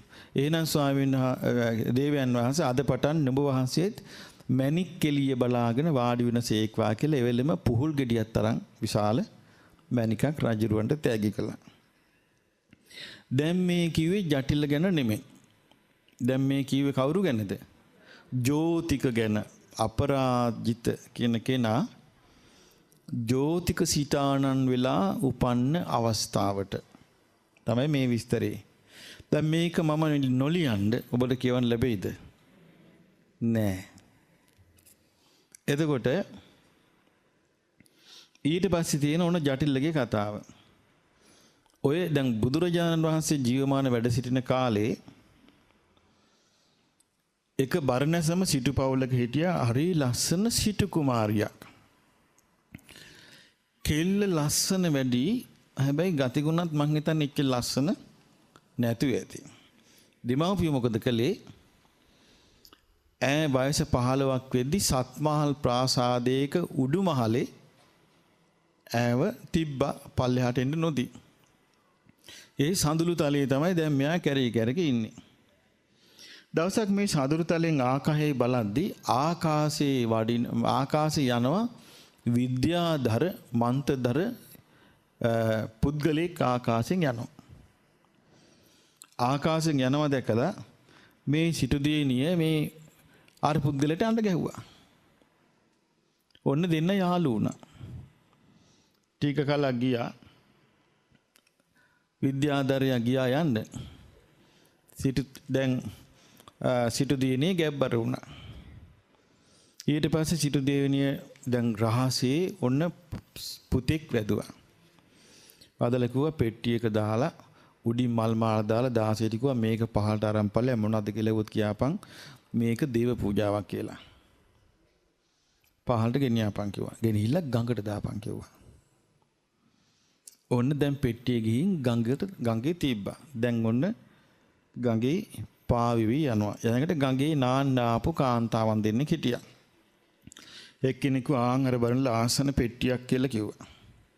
ඒ පෙට්ටිය මට ඕනේ කියලා එක ගෑනුවෙක් කෙනෙක් කිව්වා. අනිත් ගෑනුවෙක් කෙනා කිව්වා හා ඔයා ඒ පෙට්ටිය ගන්න, හැබැයි පෙට්ටිය ඇතුලේ තියෙන එක මට ඕනේ කිව්වා.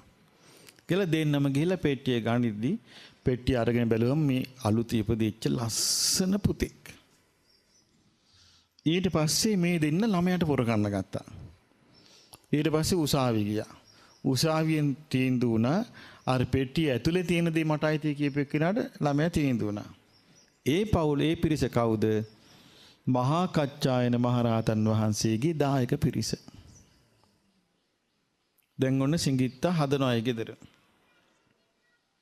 හදන ඉතින් අතට ගත්ත ගමන් නඩුවෙන් තීන්දුව වෙලා මේ දරුවා තුරුල් කරගෙන මේ කාන්තාව හිතුවා මම මේ සිඟිත්තා ලොකු වුණාම අපේ තෙරුන් වහන්සේ ළඟ මහාන කරනවා කියලා. බලන්න කැරකිලා එන හැටි පිං.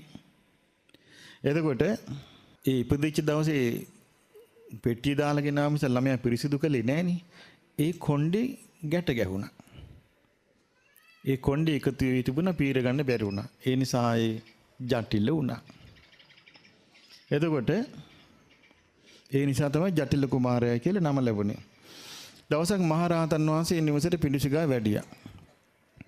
වැඩියාම මේ සිඟිත්තෙක් ඉන්නවා මේ ඇවිද හුරතලෙට.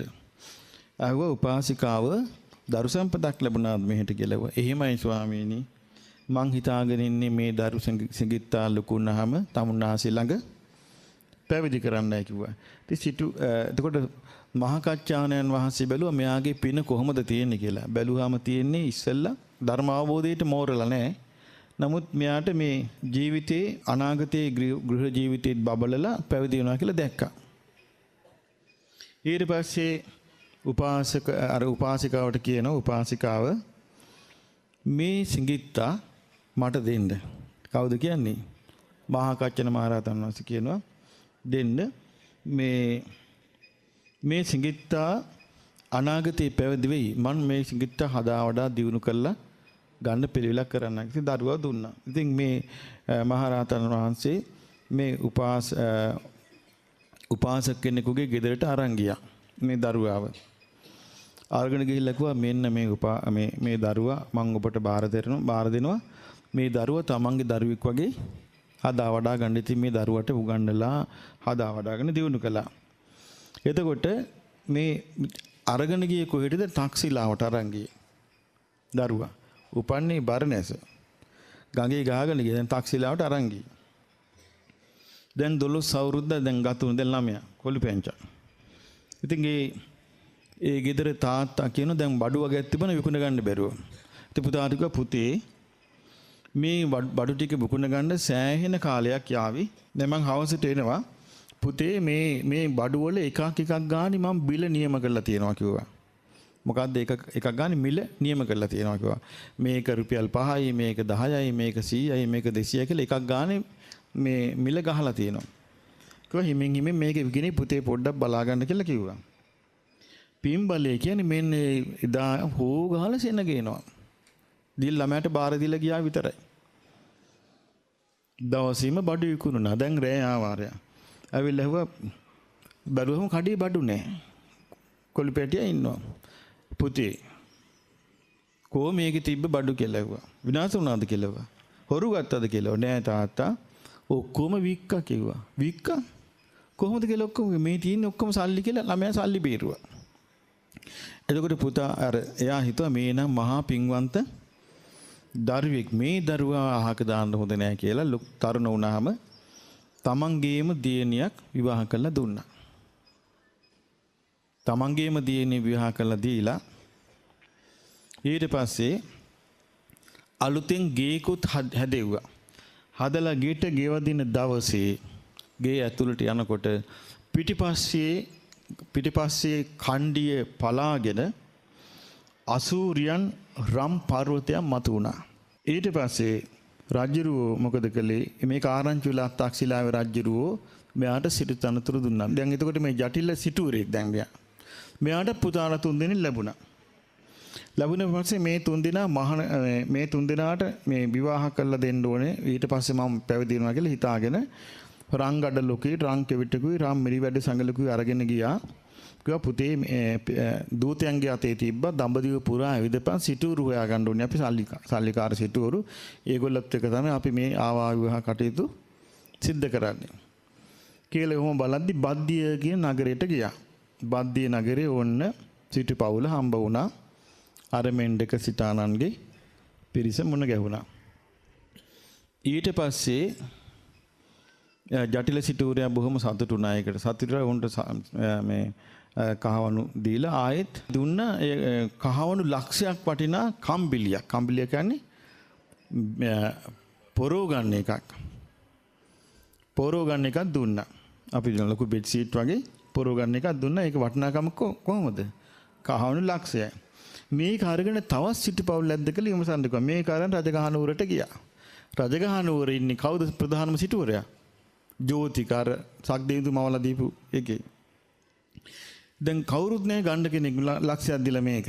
ඉතින් මේගොල්ලෝ මොකද කළේ? බොරුවට ඇඟිව්වා මේක පුච්චනවා වගේ කියලා දර ගොඩක් ගැහුවා.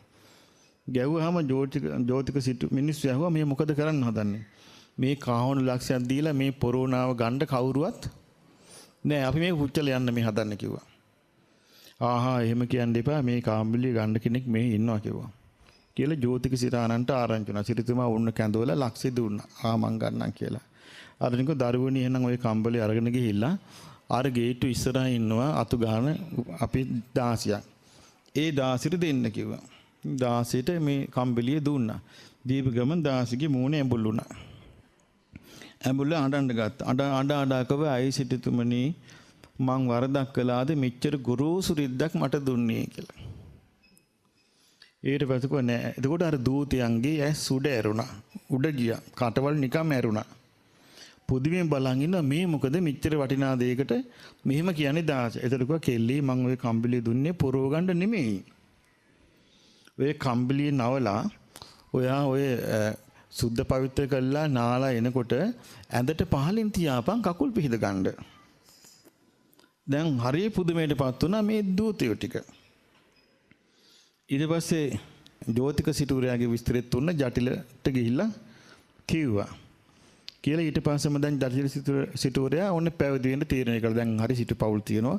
මේගොල්ලොත් එක්ක සම්බන්ධකම් හදනවා කියලා. තීරණය කළා පළවෙනි පුතාට කිව්වා පුතේ මෙන්න තියෙනවා දියමන්ති උදැල්ල. මේක අරන් ගිහිල්ලා අර රම් පර්වතයට කොටාපන් කිව්වා. කළා රත්තරන් කුට්ටියක් අරන් වරින් කිව්වා. ගියා රත්තරන් පර්වතයට ගෙටුවා ටාන් ගෑවා. ආවා. ඇවිල්ලා කිව්වා අප්පච්චි මැටි කොටන්න බෑ කිව්වා. ඊට පස්සේ කිව්වා ඊළඟ එක්කිනාට දුන්න පුතේ එහෙනම් ඔයා ගිහින් ආරාම් පර්වතයට කොටාපන් රත්තරන් කුට්ටියක් ඇන්නවර කිව්වා. ඊට පස්සේ එයා ගිහිල්ලා කෙටුව ටාංගාල සද්දයාව රත්තරන් කුට්ටිය ගැලුණේ නෑ. බාලයාට දුන්නා. පුතේ ඔයා ගිහිල්ලා අර රත්තරන් පර්වතයට මේ දීමන්තු දැල්ලෙන් කොටන්න රත්තරන් කුට්ටියක් අරන් වරෙන් කිව්වා. එයා ගිහිල්ලා කෙටුව මැටි පිටක් වගේ කෙටුණා. ඊට පස්සේ කතා කරලා කිව්වා ලොකු පුතේ මද්දුම පුතේ මේ රත්තරන් පර්වතයේ හිමිකාරයා ඔයාලා නෙමෙයි. මේක හිමිකාරයා ඔයාලගේ මල්ලි. ඒ නිසා මේ බාල මල්ලි සමග සමගියෙන් මේවා බෙදා හදාගෙන වාසය කරන්න මම පැවිදි වෙන්න යනවා කියලා. එතකොට මේකේ තියෙනවා එහෙම වෙන්න හේතුව. කාශ්‍යප බුදුරජාණන් වහන්සේගේ කාලේ කාශ්‍යප බුදුරජාණන් වහන්සේගේ ධාතු තැන්පත් කළා රත්තරන් චෛත්‍යයක් කළා. ඒ කරද්දී එක පැත්තක මේ චෛත්‍ය උස් නැහැ. ඒ චෛත්‍ය නිකන් අඩු වෙලා.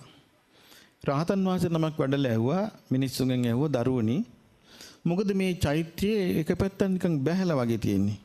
අනේ ස්වාමීනි රන් මදි වුණා කිව්වා. එතකොට එතන හිටිය උපාසක ටික උපාසක එහෙනම් මං ගමට ගොහින් දායකයන්ට කියන්නම් රත්තරන් එකතු කරලා අපි මේ පැත්ත වහම ඔයා ඕක හදන්න කිව්වා. සෑයට වත් කරන්න කිව්වා. හා කියලා ඔන්න රහතන් වහන්සේගේ ගමට කිව්වම ගමේ මිනිස්සු රත්තරන් ටික හොයලා දෙනවා. ඉතින් මෙයා රත්තරන් ටික අරගෙන යනවා රන් කරුවා ළඟට. අර උපාසක. ඒ උපාසකත් එක්ක රහතන් වහන්සේ වඩිනවා. රහතන් වහන්සේ රන් කරුවාට කියනවා මේ පින්වත මේ අපේ ශාස්ත්‍රුන් වහන්සේගේ සෑයට රත්තරන් මදුවලා මේ තියෙනවා මේක රංගඩොල් හදලා දෙන්න කියලා. ඒ වෙලාවේ ඒ රංකරුවා අර බිරිඳත් එක්ක රණ්ඩු අල්ලන් ඉන්න වෙලාවක්.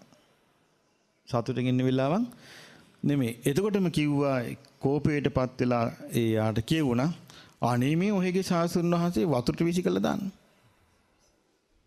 කියලා කියුණා රංකරුවාට. සුළු මොහොතකින් රංකරුවට සීය උපන්නා. ඒ ඔහු රාතන් වහන්සේව සමා කරගත්තා. සමා කරගෙන අනේ ස්වාමීනි මගේවත් බරපතල වැරද්දක් වුණා මට කේන්ති ගියා. එතකොට කියනවා රාතන් වහන්සේ වදාලා දරුව ඔබට කේන්ති ගියා නම් ඔබ බයින්න තිබුණේ භාග්‍යතුන් වහන්සේට නෙවෙයි එක්ක මට. එහෙම බැන්දනම් ඔච්චර ඔබට මේක බරපතල වෙන්නේ ඔබ බැන්නේ කලාතුරකින් පහළ වෙන බුදු කෙනෙකුට. අද බෞද්ධ අතර කොච්චර ඉන්නවද බුදු රජුන්ට ගරහන? කොහොම අරන් යයිද? බෙහෙර විහාරයක් හදනකොට ඒකට ගරහන කොහොම ගෙනියයිද? ඔබ මේ තරහ බැඳගත්තේ බුදුරු කෙරේ. අනේ ස්වාමීනි මං ආයේ කවදාවත් මෙහෙම කරන්නේ ඒ නිසා මේ කියලා රහතන් වහන්සේගේ සමාවලිතරිකව රහතන් වහන්සේ වදාළ දරුවෝ ඔබ බැන්නේ මට නෙමෙයි. ඔබ බැන්නේ ශාස්ත්‍රුන් වහන්සේට. ශාස්ත්‍රුන් වහන්සේගෙන් තමයි සමාව ගන්න තියෙන්නේ. ඉතින් ඒක කොහොමද සමාව ගන්න ස්වාමීනි? රන් මලින් යුතු රංකල තුනක් සෑයේ ධාතු ගර්භේ තියලා තෙත් වස්ත්‍ර ඇතිව තෙත් කෙස් ඇතිව ගිහින් දිගෑදිලා භාග්‍යතුන් වහන්සේගෙන් සමාව ගන්න කිව්වා. දැන් මේ රහතන් වහන්සේ හිටිය නිසා සමාව ගන්න ක්‍රමේ පෙන්වලා දෙනවා. අද කවුද ඉන්නේ වැරදුනොත්? වැරද්ද විතරක් අද අරගෙන යයි. සමාව ගන්න ක්‍රමයක් දන්නේ නැති නිසා. කාටවත් මොනම හේතු නිසාවත් ගරහන්න හොඳ නැහැ මේකෙන් තේරෙන්නේ නේද? ඉතින් මෙයා මොකද කළේ? රන්මල් කරවලා ලොකු පුතාට කතා කරලා කිව්වා අනේ පුතේ මට කාශ්‍යප භාග්‍යවතුන් වහන්සේට නපුරු වචනයක් කියුණා. අනේ මේ රන්මල් කරවලා ධාතු නිදානේදී තැම්පත් කළ සමාව ගන්න මං ඉන්නේ. අනේ පුතේ මට උදව් කරාපන් කියලා ඒ කාශ්‍යප බුද්ධ කාලේ ලොකු පුතාට කිව්වා. ලොකු පුතා කිව්වා මං ය නපුරු වචන කිව්වේ ඔයානේ තාත්තේ. ඔයා කරගන්නවා මට ඔයා පටවන්න එපා කිව්වා. ලොකු එකා එහෙම කිව්වා. දෙවෙනි පුතාට කිව්වා අනේ මද්දුම පුතේ මගේ අතින් මෙන්න මෙහෙම වුණා. ඒ නිසා මට මේකට උදව් කරපන් කියලා. දෙවනියත් කිව්වා ඉතින් තාත්තා කරගත්ත එකක් නෙවෙයි තාත්තම කරන්න කිව්වා. බාලයාට කිව්වා අනේ පොඩි පුතේ මේ වරේ මම මේ රන්මන් කරවලා මේ දාදුගර තැම්පත් කළා මට තෙත වස්ත්‍රය ඇතුව තෙත කෙස් ඇතුව දිගාදිලා කාශ්‍යප බුදුරජාණන් වහන්සේගෙන් සමාව ගන්නයි කියලා මට තියෙන්නේ මම ඒක කරන්නම් අනේ පුතේ මට මේකට උදව් කරපන් කිව්වා. හොඳයි තාත්තා කියලා අර පොඩි එකා ආවා. දැන් බල රත්තරන් කුට්ටියට උදැල්ලින් ගහනකටම මැටි පිඬ වගේ කැපිලා ආවා. දැක්කද පින්වල හැටි? මේ නමුත් ඒක විපාකයේ දරුණුනේ නැහැ, නිරේගී නැහැ. මෘදු වුණා. ආත්භාව 7ක්ම වතුරට වීසි උඩා මෙයාව. 7 වෙනි වතාවේ ජටිල කුමාරයා වෙලා වතුරට ගියා. දැක්කද කර්මයේ නැහැටි? අපි දැන් මේගොල්ලෝ වතුර ගිහිල්ලා හරි ෂේප්ුණා බේරුණා. දැන් මේ කාලේ තමන් කරගන්නේ කොහේ ගසාගෙන යාවිද කියලා හිතන්න වෙලාවක් නේද මේ. ඊට පස්සේ රම් පර්වතයේට උතර හිමිකාරයා වුණේ අර කලින් ආත්මේ තමන්ගේ තාත්තට උදව් කරපු නිසා. ජටිල සිටුවරයා අතහැරියා. ඔක්කොම බාර දීලා බුදුරජාණන් වහන්සේ ළඟ පැවිදි වෙලා ටික දවසකින් රහතන් වහන්සේ නමක් බවට පත් වුණා. ඊට පස්සේ දැන් එතකොට මේ භික්ෂුන් වහන්සේලා අතර කතා වුණා මෙයාට මෙහෙම සම්පත් තිබ්බ රත්තරන් පර්වතයක් තිබ්බ මහා සිටුවරේ මහා ධනස්කන්ධයක් කියලා. ඊට පස්සේ බුදුරජාණන් වහන්සේ චාරිකාවේ වඩිද්දී ජටිල භික්ෂුවත් සමග ආයි 500ක් භික්ෂුන් වහන්සේලා සමග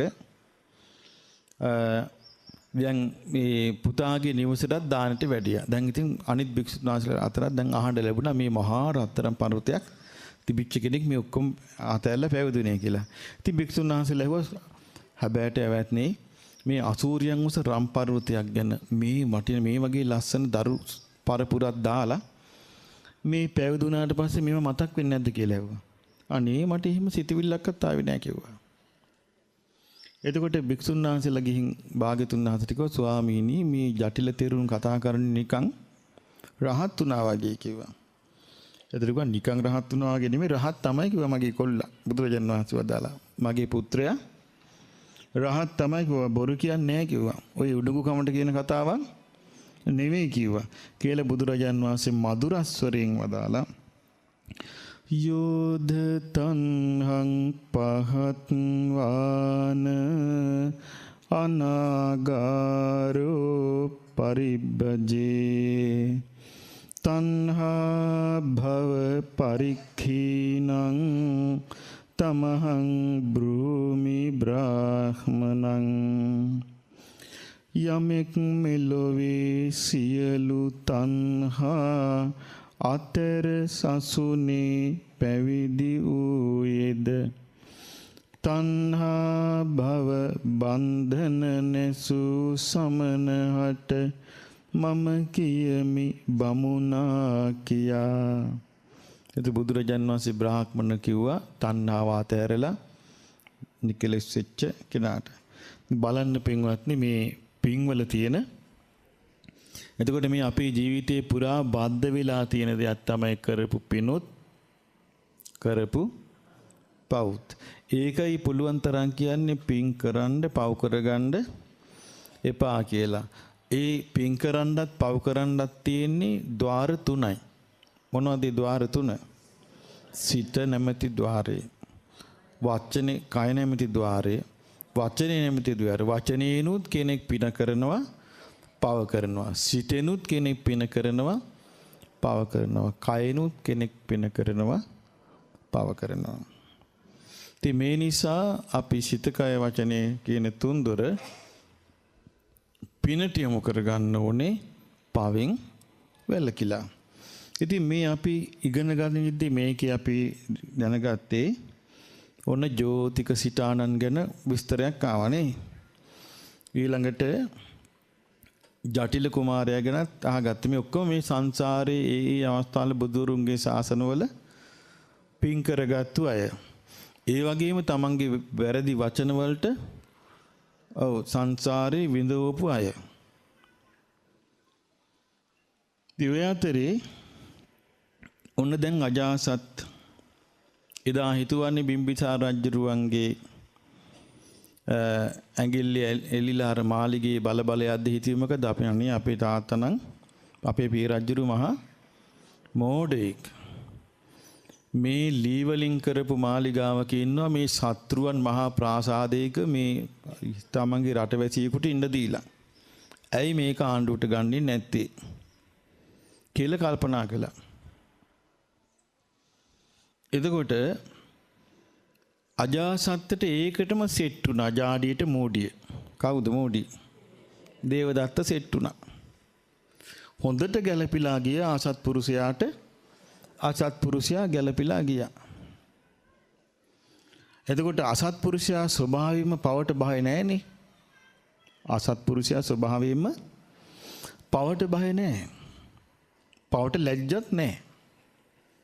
එතකොට මේ ස්වභාවයෙන්ම පවට බය නැති පවට ලැජ්ජා නැති එක්කිනාට අර ඒ පවට බය ලැජ්ජා බය නැති අය සෙට් වෙනවා.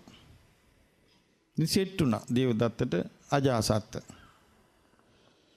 ඊට පස්සේ දේවදත්තගේ අනුදැනුම පිට තමන්ගේ තාත්තව ඝාතනය කළා. අර මාර්ගඵලලාභී ශ්‍රාවකයාව බිම්බිසාර රජුරුවන්ව ඝාතනය කළා. රජ වුණා. දැන් තමන්ගේ හිතේ ඇතුලේ වැඩ කරනවා අරක. මොකද්ද? ජෝතික සිටානන්ගේ මාලිගය ආණ්ඩුවට ගන්න. දැන් මෙයා තොටුනු පැලඳලා හිතනවා හරි. මෙතන හරියන්නේ නැහැ මට ඉන්න. මං අර ජෝතික සිටානන්ගේ මාලිගයේ තියෙනවා. එතන තමයි මම පදිංචි වෙන්නේ.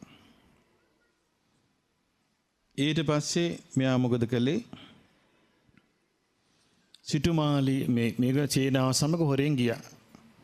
හොරෙන් රෑ ගිහිල්ලා සිටුමාලිගේ වට කළා. දැන් ජෝතික සිටුතුමා දන්නේ නැහැ මේක. ජෝතික සිටුතුමා ඒ වෙලාව හිටියේ දා රාත්‍රී ගිහිල්ලා වේලුවනේට වේලුවනේ උපෝසත සිල් අරගෙන ඊට පස්සේ ආයෙත් උදේ ආහාර අරගෙන පාන්දර වේලුවනේට එනවා. එතකොට යාට ඉන්න වෙනම පාරවල තියෙන නේනවා. දැන් අජාසත්ත සේනාවත් සමග ගියාම අර පළඟු ප්‍රාකාරයෙන් ඒගොල්ලන්ව Tamanට පේන්න ගත්තා. එතකොට අජාසත්ත හිතුවා මේ ජෝතික සිටානන් මේක ඇතුලේ අජාසත්ට විරුද්ධව සේනාවක් පිළියෙල කළා කියලා. Tamanගෙම සේනාව තමයි අර මේ දිලිසෙන පළඟුවකින් පේන්නේ. එතකොට එකපාරට ආවා පළවෙනි යක්ෂයා. පළවෙනි දොරටු ඉන්න යමකොලි. යමකොලි කියන යක්ෂයා ඇවිල්ලා ඇහුවා තොපි කොහෙද මේ යන්නේ කියලා ඇහුවා. ඇහුවා විතරයි ඒක කොච්චර දෙදරුම් කාලය ඇහුණද කියන්නේ සේනාව බය වෙලා සීසීකට දිව්වා. ඇත්තු බෙටි හලන් දිව්වා. ඒතර කරන්න හොඳටම බය වුණා. අජාසත් ආයෙ හැරිලා ගියා වේලුවනේට ගියා. යානිකට ඔන්න වේලුවනේ ඉන්නවා. වේලුවනාරාමේ ඉන්නවා. අජාසත් එනකොට සිටුතුමා වාඩි වෙලා හිටි නැගිට්ටා. දැන් දේවයන් වහන්සේ මොකද මේ කල්පන මොකද මේ මිනිස්සු ධම්මලා මා මරන්න සෙට් කරලා මේ ඇවිල්ලා බණ අහනවා වගේ ඉන්නව නේද කියලා ඇහුවා. ඇයි දේවයන් වහන්සේ ගියාද කියලා මගේ සිටුමැදුරට ආක්‍රමණයක් කරන්න. ඔව් මට ඒක රාජසන්තක කරන්න ඕනේ. ඒක ගැලපෙන්නේ නැහැ කිව්වා වෙන කෙනෙකුට.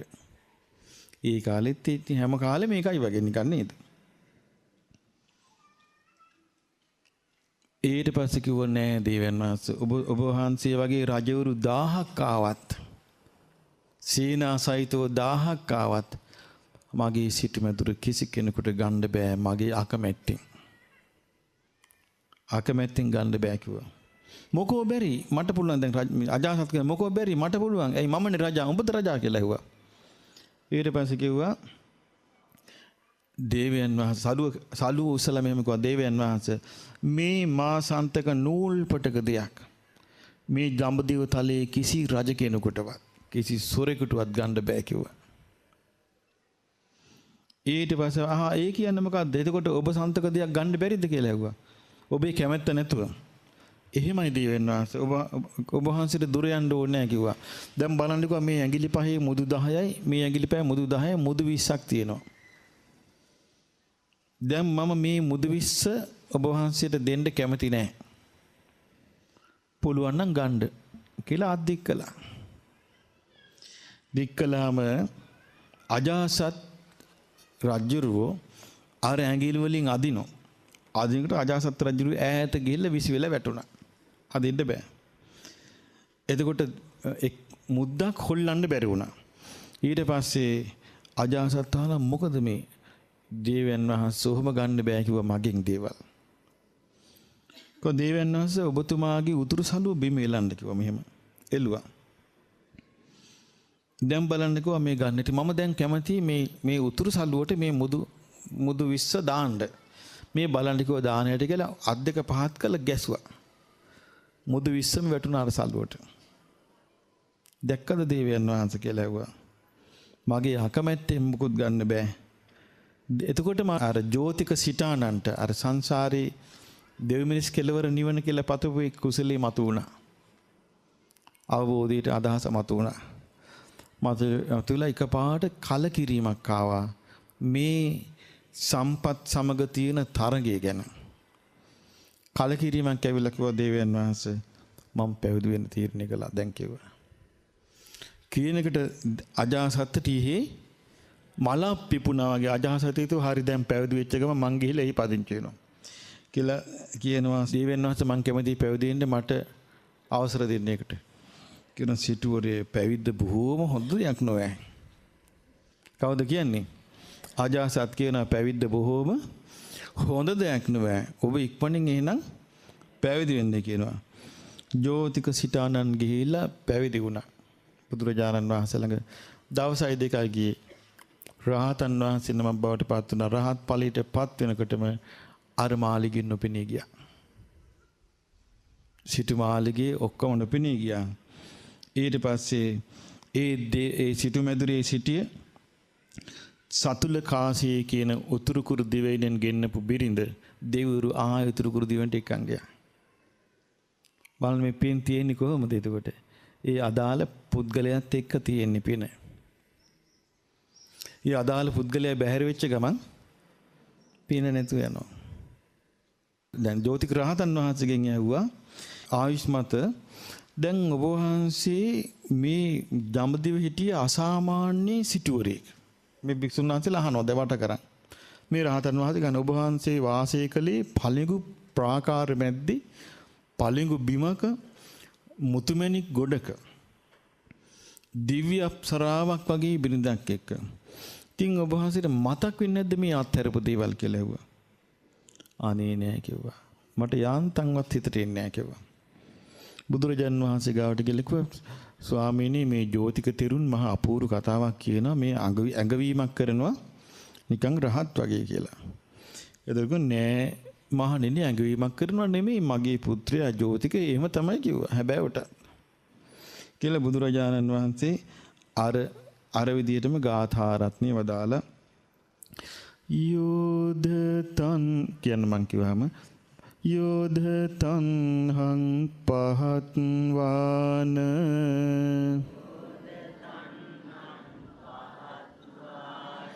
අනගාරෝ පරිබ්බජේ තණ්හා භව පරික්ඛේනං තමහං බ්‍රෝමි බ්‍රාහ්මනං යමෙක් මෙලොවේ සියලු තණ්හා අතර සසුනේ පැවිදි වූයේද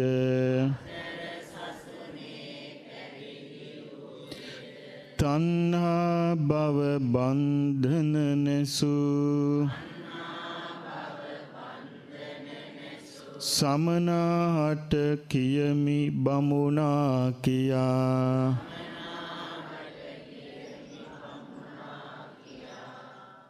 දැන් බලන්න පින්වත්නි මේ ඒ කාලේ ඒ බුදුරජාණන් වහන්සේ වැඩ කාලේ කොච්චර ආශිර්වාදද නේ.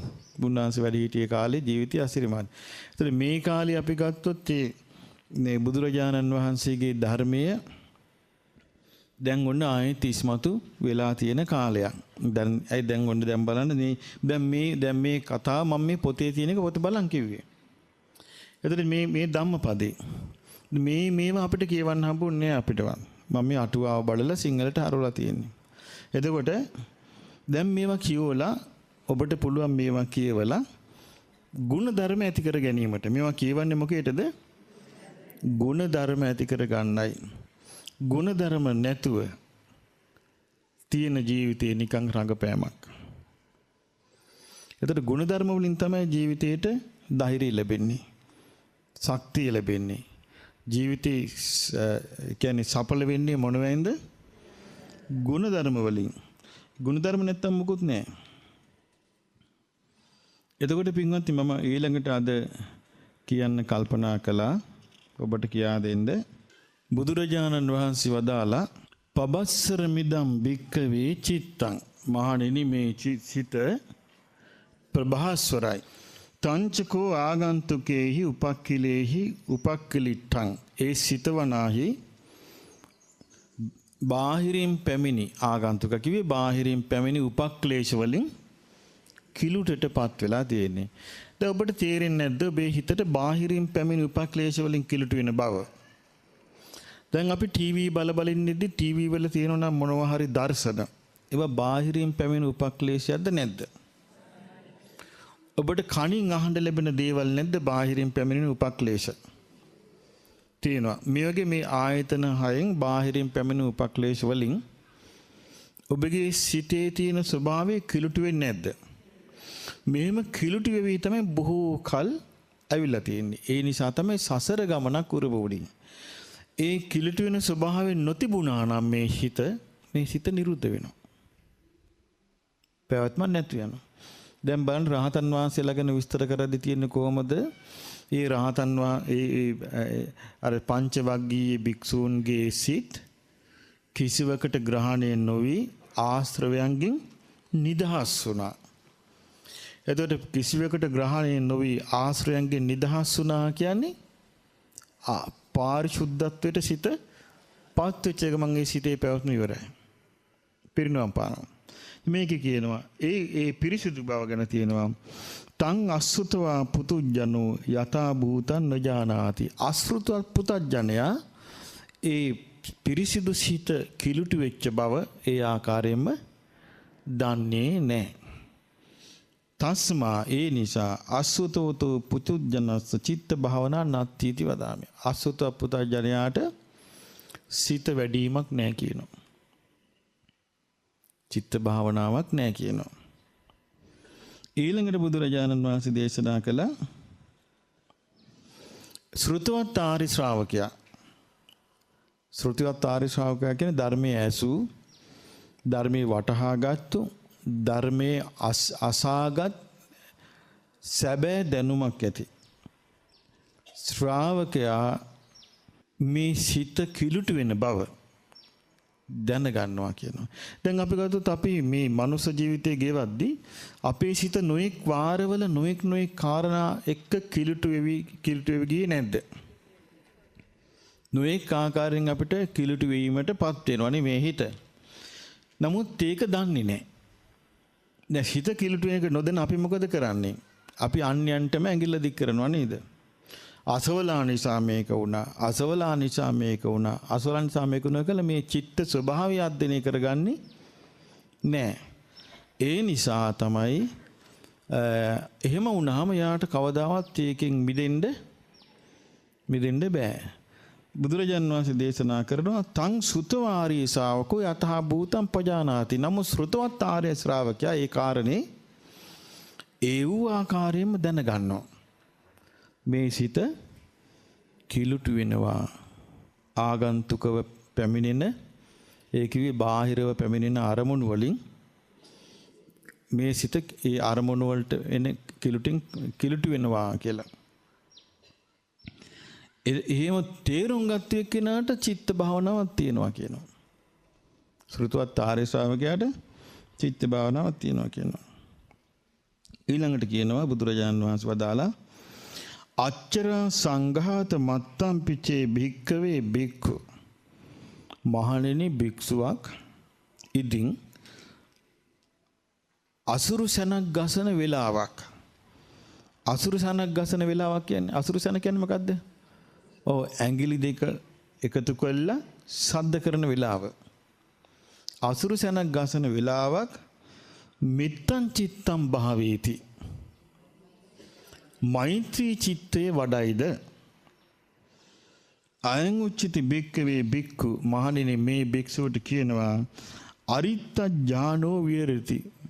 ධානයේ අත් නොහැල කෙනා කියලා. ධානයේ අත් නොහැර වාසය කරනවා කියනවා.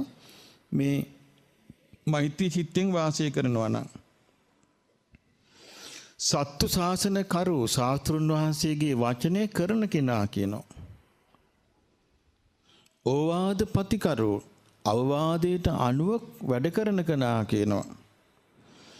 අමෝඝං රට්ඨපිණ්ඩම් බුඤ්ජති හිස් නැති තමන් හිස් පුද්ගලයෙක් නොවි මේ රටවැසියාගේ සිව්පසේ පාවිච්චි කරනවා කියලා කියනවා. මොකේටද? ඇසුරු සනක් ගහන මොහොතක් මෛත්‍රී චිත්තේ වඩනවා නම් කෝපන වාදෝ එනම් බහුලී කරෝති. යමෙක් බහුල වශයෙන් මෛත්‍රී චිත්තේ වැඩිමේ අනුසස් ගැන කවර කතාද? දැන් බලන්න මනුස්ස ලෝකේ ආපු අයට ඔය හොඳ උත්තුවක් නෙමෙයි දෝක. මොකක්ද? අසුරු සනක් ගහන මොහොත මෛත්‍රී චිත්තේ කොච්චර වන්නා කළාද මේකේ. එහෙනම් අපිට සංසාරේ පිහිට පිනිස පවතින දේවල් තමයි මෙව්වා. මේව තමයි සංසාරේ අපිට උපකාරයේ පිනිස පවතින දේවල්. මෛත්‍රී චිත්තේ ගොඩාක් හානි වෙන උඩඟුකමින්. උඩඟුකම නැතුව වාසය කිරීම තුළ මෛත්‍රී චිත්තයට එන්න පුළුවන්. ඊළඟට කියනවා අච්චාර සංඝාත මත්තම් පිචේ බික්කවේ බික්කු මහණෙනි භික්ෂුවක් අසුරු සනක් ගහන වෙලාවක් මෙත්තං චිත්තං මනසිකරෝති. මෛත්‍රී සිතක් මෙනෙහි කරනවාද? මෛත්‍රී සිතක් මෙනෙහි කරනවාද? මෛත්‍රී සිතක් මෙනෙහි කිරීමෙන් එයා ධානයේ අත්තරප කෙනෙක් වෙන්නේ නැහැ කියනවා. එයා ධානයක් අත් නොඇර වාසය කරනවා. ශාස්ත්‍රුන් වහන්සේගේ ශාසනය කරනවා.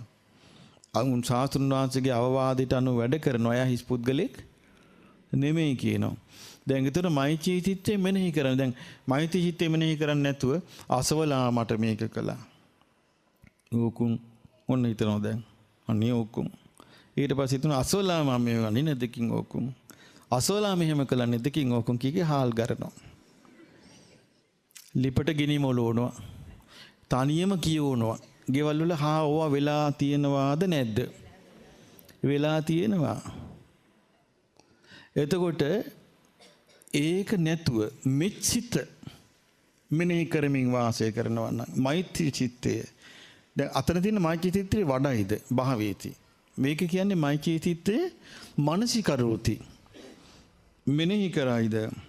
ඒ මෙනෙහි කරන කෙනා බොහෝ ශාස්ත්‍රු ශාසනය කරන කෙනෙක් කෝපනවාද බහුලීකරෝ.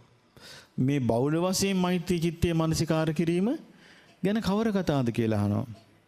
මෛත්‍රිය ගැන කියද්දී. මෛත්‍රී වාදයට නම් එනවා මෛත්‍රී ගැන කියද්දී එහෙම මේ පිටට මෛත්‍රී කරාම වැඩක් වෙයිද? ඒක අපිටම අපේ මේ හිත රවට්ට ගන්නවනේ මේ අනුන් වෛර නැත්තෝ වේත්වා තරහ නැත්තෝ වේත. එහෙම අහන අය නම් ඉන්නවා. ඒ කියන්නේ අර ಗುಣධර්ම නැහැ. ගුණධර්මයක් නැහැ. නිහතමානීව ඒ භාග්‍යවතුන් වහන්සේගේ අවවාදේ පිළිගැනීමට උඩඟු කමින් අර අවවාදේ යට කරනවා. එතකොට මොකුත් පිළිටන්නේ නැහැ. මේක කියනවා බුදුරජාණන් වහන්සේ යේකේචි බික්කවේ ධම්මා අකුසල මහණෙනි යම්තාක් අකුසල් ඇද්ද? අකුසල භාගියා අකුසලයට අයත් දේ ඇද්ද? අකුසල පක්ඛික අකුසල පාක්ෂික දේ ඇද්ද? සබ්බේති මනෝ පුබ්බංගම ඒ අකුසල් සියල්ල මූලික වෙලා තියෙන්නේ මනස. ඒ අකුසල් සියල්ලට මූලික වෙලා තියෙන්නේ මනස. පූර්වාංගමේ වෙලා තියෙන්නේ පූර්වාංගේ මනස. මනෝ තේසං ධම්මානම් පඨමං උප්පජ්ජති. ඒ සියලු අකුසල ධර්මයන්ට ඉස්සෙල්ලාම උපදින්නේ මොකද්ද? මනස. ඒ කියන්නේ හිතක් පහළ වෙන්නේ. හිතක් පහළ වෙන්නේ. දේවදත්තට දැන් දේවදත්ත තරම් මේ බුදුරජාන් වහන්සේගේ කාලේ භාග්‍යතුන් වහන්සේගේ ශ්‍රාවක සංඝයාගේ බල සම්පන්නකම අපි දැනට පසකින් තියමු. දේවදත්ත 4 වෙනි ධ්‍යානයේ දක්වා හිත වඩලා 이르දි ප්‍රාතිහාර පෑමේ දක්ෂතාව ඇති කරගත්තනේ. අද මේ මහ පොළොවේ එච්චර දක්ෂ කෙනෙක් ඉන්නවද? නෑනේ. ඉතින් ඔය දේවදත්ත සිත පහල කළා මම සංඝයාව පරිහරණය කරනවා. මම සංඝයාගේ නායකයා වෙනවා කියලා හිතුවා. සංඝයාගේ නායකයා බුදුරජාණන් වහන්සේ. මම සංඝයාගේ නායකය වෙලා මම පරිහරණය කරනවා. ඒකට මම සංඝයාව බිඳිනවා කියලා හිතුවා. හිතපෙ ගමන් අරකට මොකද වුනේ? නැතු නෑ අර ඔක්කොම තිබ්බේ චිත්ත ප්‍රතිබද්ධව. සිතත් එක්ක බැඳිලා තිබ්බේ අර අකුසල සිතෙන් අර කුසල් සිත මැරුණා. කුසල් සිත මැරුණා. අකුසල ඒතර කුසල් සිතක් උපදවාගෙන හිටියා. අසත්පුරුෂකම නිසා අර කුසල් සිත මැඩගෙන අකුසල් සිත ඉපැද්දුවා. උපන්දප ගමන් අර කුසල් සිත මැරිලා ගියා. එතකොට මනෝ තේසං ධම්මානම් පඨමං උප්පජ්ජති. මේ අකුසල ධර්මයන්ට පළමුව උපදින්නේ මොකද්ද? සිත පහළ වෙන්නේ. සිත පහළ වෙනකොටම අර අකුසල ධර්ම ටික ඒ හිතත් එක්ක හිත වැද්ද ගන්නවා. ඊළඟට තියෙනවා ඒකේචි භික්ඛවේ ධම්මා කුසල. මහණෙනි යම් කුසල් ධර්මයක්ද කුසල භාගියා කුසලයට අයත් කුසල පක්ෂිකා කුසල පාක්ෂිකයක්ද සබ්බේතේ මනෝපුබ්බංගම. ඒ කුසලුත් සියල්ල තියෙන්නේ මනස පෙරටු කරගෙනයි. සිත පෙරටු කරගෙනයි. මනෝ තේසං ධම්මානම් පඨමං උප්පජ්ජති. ඒ ධර්මයන්ට පළමුව උපදින්නේ මනස. අන්න දේව කුසල ධමයි. මනසත් ඒ උපන්නට පස්සේ තමයි ඒකත් එක්ක තමයි කුසල් දහම් උපදින්න ගන්නේ. ඒකයි බුදුරජාණන් වහන්සේ දේශනා කළා තියෙනවා චිත්තුප්පාද මත්තම්පිකෝ චුන්ද කුසලේසු ධම්මේසු බහූපකාරං වදාමි. චුන්දය කුසල් දහම් කෙරේ සිතක් උපදවා ගැනීමත් බොහෝ උපකාරයි කියනවා. කුසල් දහම් කෙරෙහි සිතක් උපදවා ගැනීමත් බොහෝ උපකාරයි කියනවා. ඊළඟට බුදුරජාණන් වහන්සේ වදාලා නාහම් භික්කවේ අඤ්ඤං ඒක ධම්මම්පි සමනුපස්සාමි. මහණෙනි මම එකක්වත් දකින්නේ වෙන යේන අනුප්පන්නව අකුසල ධම්මා. යම් දෙයකින් නූපන් අකුසල් උපදීද උප්පන්නව කුසල ධම්මා පරිහයන්ති. තමන් තුළ තියෙන කුසල් ධර්ම මැරී යයිද නැති වෙලා යයිද අකුසල් හටගනීද මේ වගේ වෙන එකක්වත් දකින්නේ නැහැ කියනවා. ඒ තමයි ප්‍රමාදය. ප්‍රමාදය කියන්නේ ප්‍රමාද කියන්නේ මහා ගැඹුරු පළල් වචනයක්. ඒ කියන්නේ මේ ධර්ම මාර්ගයේ කුසලයේ මෙනෙහි කරන්න අකමැත්ත, වෙන බාහිර දේවල් වලට සිත යෙදීම, ධර්මයට සම්බන්ධ නැති දේවල් වලට යොමු වීම, ඍජුවම ධර්මයට උපකාර කරන්න නැති දේවල් වලට ආසා කිරීම, ඒ ඔක්කොම අයිති වෙන්නේ ප්‍රමාදයට. වත්පිළිවෙත් ප්‍රමාදයට අයිති නැහැ. වත්පිළිවෙත් අප්‍රමාදයට අයිති. ඊළඟට උපස්ථාන අප්‍රමාදයට අයිති. එතකොට ධර්මයේ ඉගෙනීම, ධර්මයේ කියවීම අප්‍රමාදයට අයිති. උපන් අකුසල් දුරු කිරීම අප්‍රමාදයට අයිති. ඒ අප්‍රමාදය නොවි ප්‍රමාදයටපත් වෙච්ච ගමන් ඒ ප්‍රමාදයේ ලක්ෂණය මොකද්ද? උපන් කුසල් දහම් පිරිහී යාම. ඒතර ප්‍රමාදයටපත් වෙච්ච ගමන් මොකද වෙන්නේ? උපන් කුසල් දහම් පිරිහී යනවා. නූපන් අකුසල් දහම් උපදිනවා. ඊළඟට තියෙනවා නාහම් භික්කවේ අඤ්ඤං ඒක ධම්මම්පි සමනුපස්සාමි. මහණෙනි මම වෙන කිසිම දෙයක් දකින්නේ යමකින් නූපන් කුසල් උපදිනවා නම් උපන් අකුසල් පිරිහෙනවා. අද ප්‍රමාදයෙන් උනේ මොකද්ද? නූපන් අකුසල් උපදිනවා, තියෙන කුසල් ටික නැති වෙනවා. මේක කියන්නේ බුදුරජාණන් වෙන එකක්වත් දකින්නේ නැහැ කියනවා. මේ කියන්නේ හටගත්තේ නැති කුසල් උපදිනවා, තියෙන අකුසල් නැති වෙනවා. මොකද්ද? අප්‍රමාදය. අප්‍රමාදය කියන වචනයට පාවිච්චි කරන්න පුළුවන් අර්ථය බලවත් කැපවීම. මොකද අප්‍රමාදය කියන්නේ? ඒ ධර්මයේ හදාරන්න, ධර්මයේ මෙනෙහි කරන්න, ගුණධර්ම ඇති කරගන්න බලවත් කැපවීම අප්‍රමාදයයි. ඒ අප්‍රමාදය. මේක කියනවා අපමත්තස්ස භික්කවේ, මහණෙනි ඒ ධර්මයේ හැසිරෙන්න කැපවී සිටින කෙනාට අනුප්පන්නාචේව කුසලා ධම්මා උපජ්ජන්ති, නූපන් කුසල් දහම් උපදිනවා. උප්පන්නාච අකුසලා ධම්මා පරිහායන්ති, උපන් අකුසල් දහම් පිරිහෙනවා. නාහම් භික්කවේ අඤ්ඤං ඒක ධම්මංපි සමුන. ඒ වගේම මහණෙනි මම එක දෙයක් දකිනවා, මෙන්න ඒක තරම් භයානක එකක් නෑ. යමකින් අකුසල් උපදිනවා නම්, උපන්න කුසල් නැති වෙනවා නම් කුසීතකම. මොකද්ද කුසීතකම කියන්නේ? මොකද්ද? ඔන්න යමකට ලෝභසිතක් හටගත්තා. ලෝභසිත හටගත්ත ගමන් මොකද එයා කරන්නේ? එයා ගණන් ගන්නෑ ඒක. එයා කුසීතයි. ලෝභසිත හටගත්ත ගමන් එයා සීයෙන් දකිනවා, ඕ මට ලෝභයක් හටගත්ත, මේක මට හිතසුව පිණිස පවතින්නේ නැහැ. ඉක්මනින් ඒ ලෝභය දුරු කරනවා. අන්න වීරිය. කුසීත නැතිකම. යමකට තව කෙනෙක් කෙරෙහි තරහක් හටගත්තා, එයාට ඒක නැති කරගන්න දන්නේ. තරහක් හටගත්තා, අනිත් නදකින් අරක පේනවා මට අද, අන්න අර කිය අදත් ඇවිල්ලා. ඔබ කල්පනා කරනවා මේ මොකද්ද? කුසීතකම. මොනවද? කුසීතකම. ඇයි? උපන්න අකුසලය නූපන් අකුසල් වැඩිනවා. උපන් කුසල් නැසෙනවා. ඔන්න එන්නකොට කෙනෙකුගේ මොබයිල් ෆෝන් එකක් වැටලා තිනවා. අර මං හිතපු જાති එකක් වැටලා නෝයි. ඔන්න ලෝභයක් හටගත්තා. එතකොට යා ඒක හොයලා වෙන කෙනෙකුට දුන්නා නම් වීරියවන්තයා. ඒක හිමීට තමන්ගේ මල්ලි දාගෙන හිමීන් බිම් බලාගෙන ගියා නම් කුසීතයි. එහෙමයි හොයන්නේ. කුසීතකමයි වීරියකමයි. දැන් අපි නිකන් කුසීත කියලා හිතන්නේ මොකද්ද? නිନ୍ଦ විතරයි. අපිට කුසීත කියලා හිතන එකට අපිට හිතෙන්නේ මොකද්ද? වැඩප්පලක් කරගන්න බෑ. ඊළඟ පතරි දෙනවා. හරි කෙඩෙත්තුයි. මේව තමයි අපි හිතන්නේ කුසීත කියලා. එක කුසීත තමයි. නමුත් මෙතන කුසීත කියන්නේ නූපන් අකුසල් උපදිනවා. ඒ අවධානය යොමු කළා නෑ යා.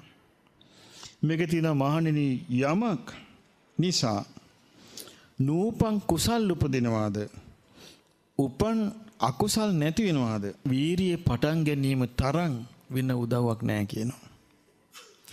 ඒ කියන්නේ කවුරුවත් එන්නේ නැහැ මේකට. එක තැනක තියෙනවා මට මතකයි, වංගීස මහරහතන් වහන්සේ පිටිපස්සේ වංගීසයන් වහන්සේ පැවිදි වෙලා රහත් වෙලා නැහැ. ඒ වෙද්දි පිටිපස්සෙන් වඩිනවා. ආනන්දයන් වහන්සේ ඉදිරියෙන් වඩිනවා. එතකොට වංගීසයන් වහන්සේ වම වඩිද්දී ඔන්න දැක්කා කවුරු හරි ආරමුණක් දැක්කා. මොකී හරි දැක්කා. දැකලා ඔන්න විසභාග අරමුණක් දැක්කා. දැන් ඔන්න අරමුණ පෙවුණා.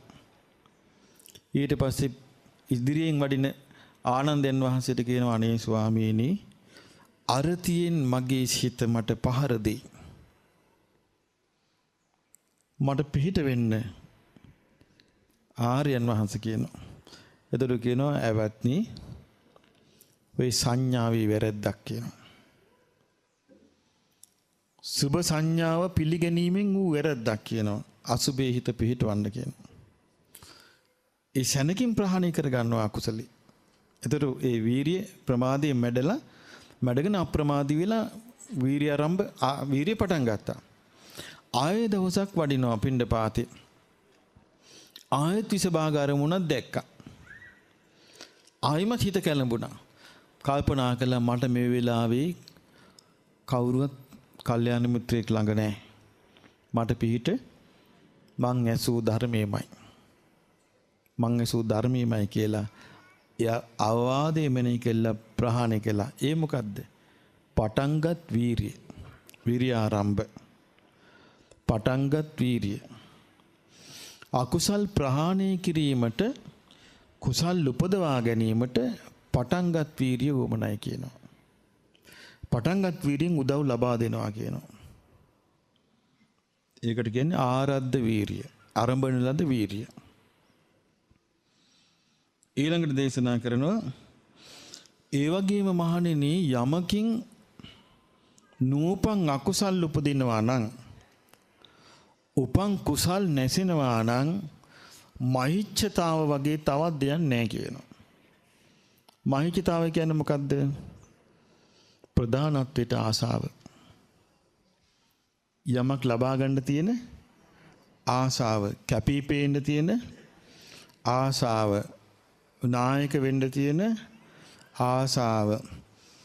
ඒ වගේ ප්‍රධානත්වයකට ආසා කරාම එයාගේ හිතේ ඇති වෙනවා, හිතින් එනවා තරංගයක්. හිත ඇතුලින් තරංගයක් හැදෙනවා. එතකොට තමන් බලාගෙන ඉන්නවා තමන්ට තැනක් ලැබෙයි කියලා. තැනක් නැහැ. ඒ තැනක් ලැබෙයි කියන ආසාව තමයි මෛත්‍රිතාවය කියන්නේ.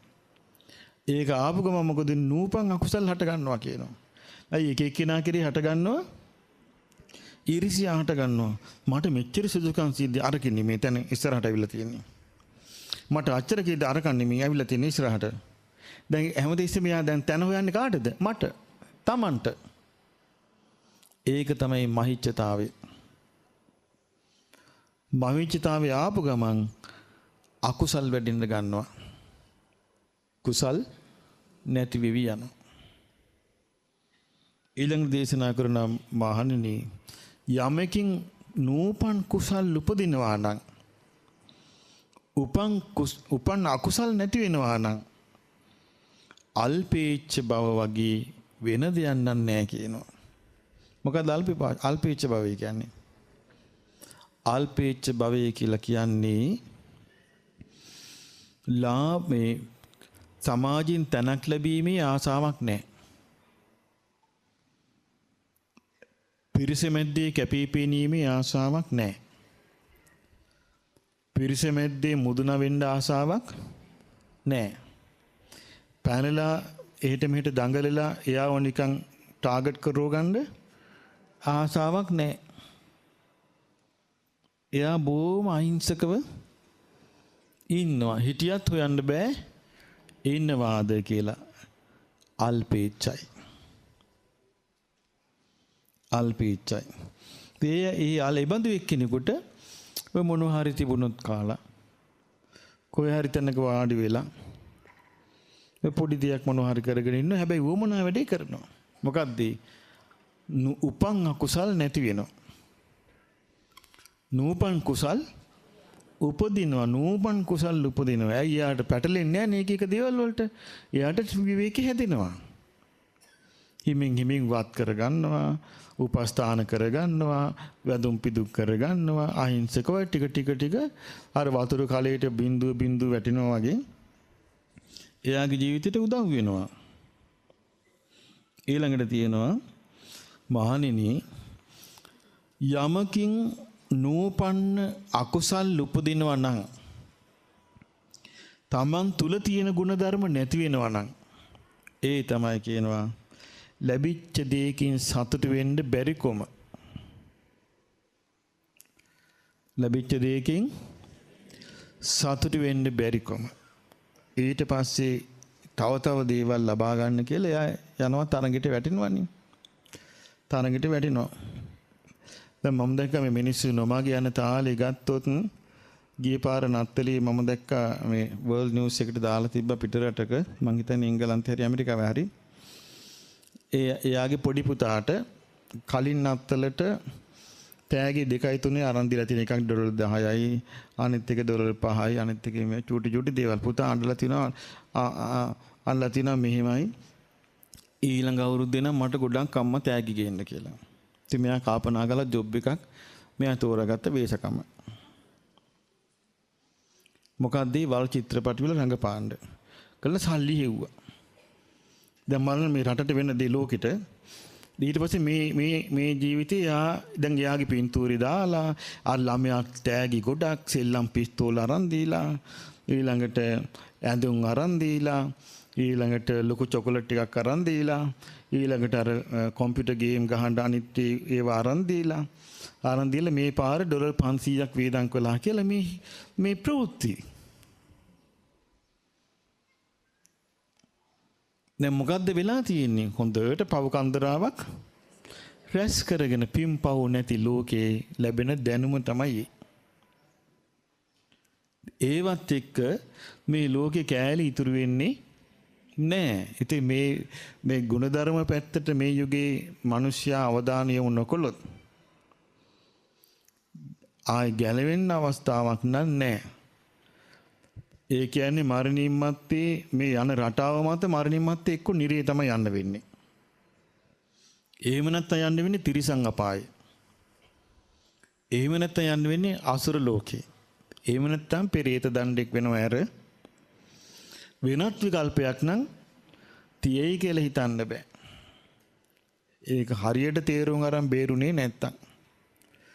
ඇයි මේ බුද්ධ දේශනාව තියෙන්නේ මොකද්ද මේ කෙලෙස් ස්වභාවය බුදුරජාණන් වහන්සේ පෙන්වා දීලා තියෙන මොකක් හැටියටද? සැඩ පහර කියනවා. ඕගය. දැන් හිතන්න වේගවත් දැන් ඔබ දැකලා තියෙන සමහර අවස්ථාවලදී වැව්වල වතුර පිරුණාම වැව්වල වාහන අරිනවා. දොරටු අරිනවා. කොච්චර වේගෙන් වතුර පාරේ යනවා. ඉතින් මිනිස්සුන්ට දැනුම් දෙනවා මෙහෙමයි නාන්න එපා, මේකට බහින්න එපා, ගසාගෙන යයි කියනවා. ඒ වගේ එකක් තමයි ඕගේ කියන්නේ. කාමයට ගහගෙන යනවා. එක මතවාද වලට ගහගෙන යනවා. සසරේ කර්මයට ගහගෙන යනවා. අවිද්‍යාවට ගහගෙන යනවා. ඒ බඳු ලෝකයක තමයි අපි මේ ධර්මයේ ඉගෙන ගන්න. එහෙනම් අපි ඉගෙන ගත්ත දැන් මේ ලද්ද දෙයින් සතුටු වීම, ලද්ද දෙයින් සතුටු වෙන කෙනා බේරෙනවා. අල්පේච්ඡ කෙනා බේරෙනවා. පටන් ගත්ත වීරිය ඇති කෙනා බේරෙනවා. අප්‍රමාදී කෙනා තව ගොඩක් තියෙනවා මේකේ ගුණධර්ම ගැන විස්තර කළා. දැන් අපිට කාලේ නැහැ. ඉතින් මේ බේරෙනවා එහෙම. ඒතර මේකේ විස්තර කරනවා මේ ප්‍රමාද කෙනාට බේරෙන්න හම්බ වෙන්නේ නැහැ. කුසීත කෙනාට බේරෙන්න හම්බ වෙන්නේ නැහැ.